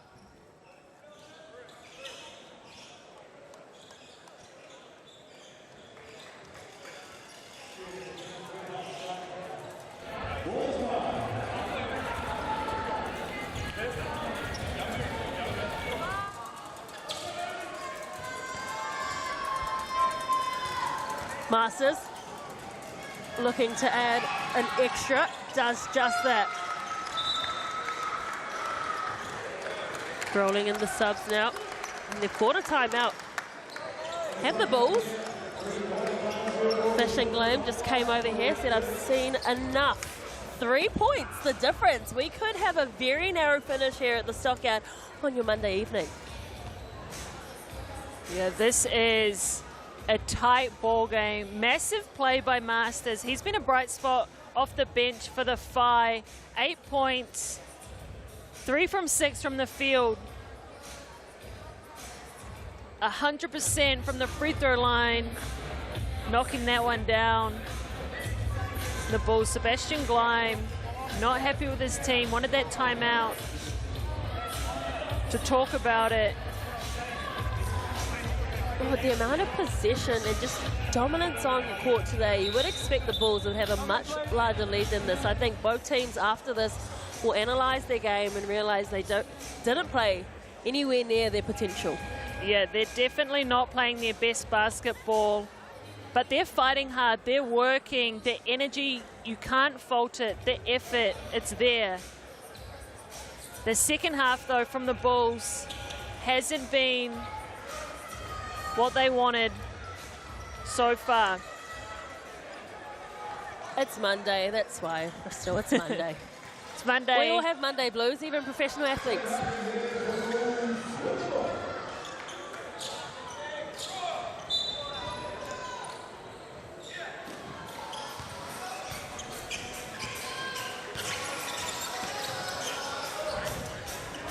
Hardy trying to soak up all the time he can. It's an interesting play, not a lot of movement. All of a sudden, Marcel Jones comes out. Hardy tries to go toe-to-toe. Masters with a good defense. Talk about impact from the bench. 2 seconds left. Jones has to go. Oh, great D. Wonderful defensive set from the Whai. This is what they need. They've got to stop, but their biggest thing is can they convert to points? Oh, Hopoi just needs to spin around and have a go himself. There was absolutely no one there. If he can get around it, Wakwera. Oh, get out of here.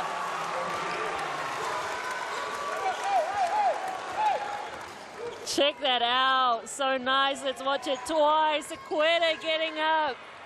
Meeting Hopoi at the top. 6 seconds left on the shot clock. Take another look. That is why he is leading the MVP votes for this game. Thought Casey had some big blocks last game. They had another shot blocker in the mix. 3 seconds left. Masters needs to put this one up. He does just that. They're looking for the rebound. Won't get it. Tarangi fights hard.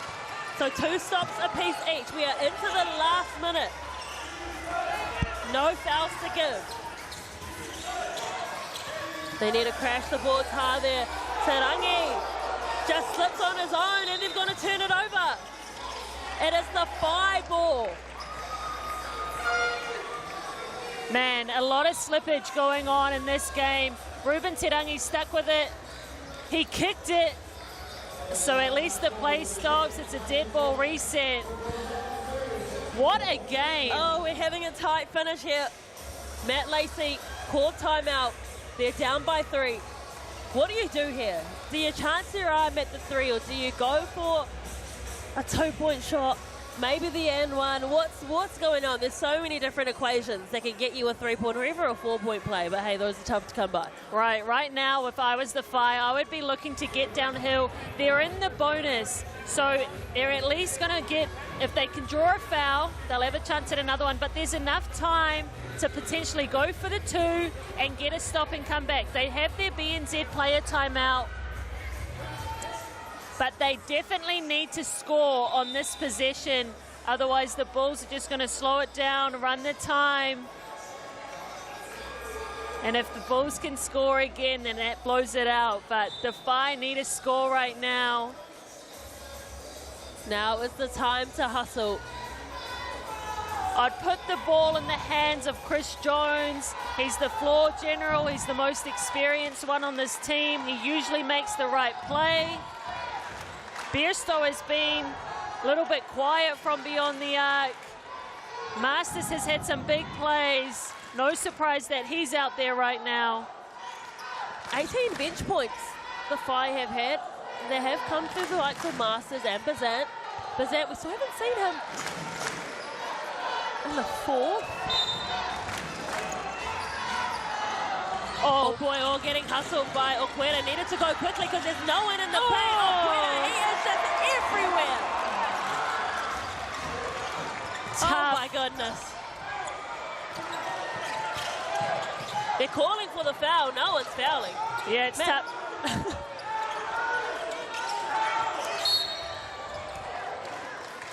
I mean, that came 2 business days after Matt Lacey asked for the foul. His team were not responding. Yeah, tough. Man, what a big stop from the Bulls. Yeah, too long to foul on this. Hardy, a pretty good free throw shooter. He went 2 from 3 last game though, so he has missed in this league before from the free throw line. Oh boy, had the right option there when they inbounded it because Okwera went looking for the ball, then he went towards the rim. But then somehow Okwera just recovered, got his long limbs there. And Hopoi got to have a quick memory, let that one go. They're still in this ball game. They've now made it a 4-point game and they've now called for their BNZ player timeout. 13 seconds left. Smart. See what they come up with here. I said it in the Rapid League game. The hardest thing about these BNZ player timeouts is that you don't have a whiteboard. You have to just talk it out, explain it. Hopefully, all your team is switched on. You have a play that you've practiced. Every time we've seen them have a sideline out of bounds, we've seen them set an up screen for the inbounder and then a down screen, a pin down for that guy to come out of the corner. Interesting to see what they do again. Get your BNZ ticket to the big game, scan that QR code, and hopefully you could be at a game like this that comes right down to the wire. Good look through to Masters. Masters gets it back out. And again, the long miss. This time it's Tarangi that disrupts, and now they've called. Well, they haven't called for the BNZ player timeout. They're just going to run it out. A defensive masterclass today by the Franklin Bulls, led by Okwera, who has just absolutely dominated when it comes to defense. And the first home game of the season for the Franklin Bulls results in a win, 65-61 over a tenacious Phi team. Low scoring game, but as you said, Crystal Ledger Walker, it was a defensive game at that. Yeah, check out our MVPs. Okwera getting up for those big blocks. But man, what a tight game. The Bulls just snuck out with that win. It was no easy game. The Phi clawed their way back in it. They stuck around, and 2 possessions that just didn't go the Phi's way. But they were right there. Nothing to hang their heads on. They fought, they kept themselves in it. Let's take a look at these Chemist Warehouse stats. Tay Hardy, 19 points. Ruben Terangi did it all, got his team in the right spots, made great reads, 13 points for him. Cruz Parrott Hunt for the Whai had 11. He was fighting. He was trying to keep his team in the hunt. Then rebounds, hard to come by. No one cracking the double digits on the rebounds. Ruben Terangi with 9. Akwera and Zana in there as well. Assists. Tay Hardy once again getting it done. Ruben Terangi, Cameron Glogger, 3 apiece. Chris Jones also had 3. And then there's those big blocks that we saw Akwera get, that this home crowd is happy they have him, that they can come out and watch him week in and week out. The Whai, they have an opportunity to rectify things on Wednesday night at home against the Otago Nuggets, and it's a long time between the next game for the Franklin Bulls. They play on Sunday, they host the Hawks, but it has certainly been an entertaining game here out in Pukekohe, the Franklin Pool and Leisure Centre. 65-61, the final score. The Bulls right down to the wire. Tomorrow night we have the Airs hosting the Jets. After that, again, the Whai and the Nuggets. Giants will host the Saints who will cross the Tasman, and then the Indian Panthers will play the Bulls. It will be a South Auckland extravaganza. And then on Friday as well, there's also the Hawks and the Nuggets. Saturday, the Rams will host the Sharks. Bulls will play the Hawks on Sunday, and the Tuatara host the Airs, and the Panthers again will play the Jets. So much basketball on every night of the week, Crystal. Yeah. How good.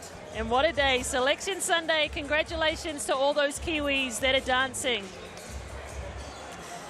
March Madness, it's all happening here in the Sal's NBL. On behalf of Crystal and myself and the rest of the Sky Sport team, we thank you for joining us, and we look forward to seeing you tomorrow when the Taranaki Airs host the Manawatu Jets. Mā te wā.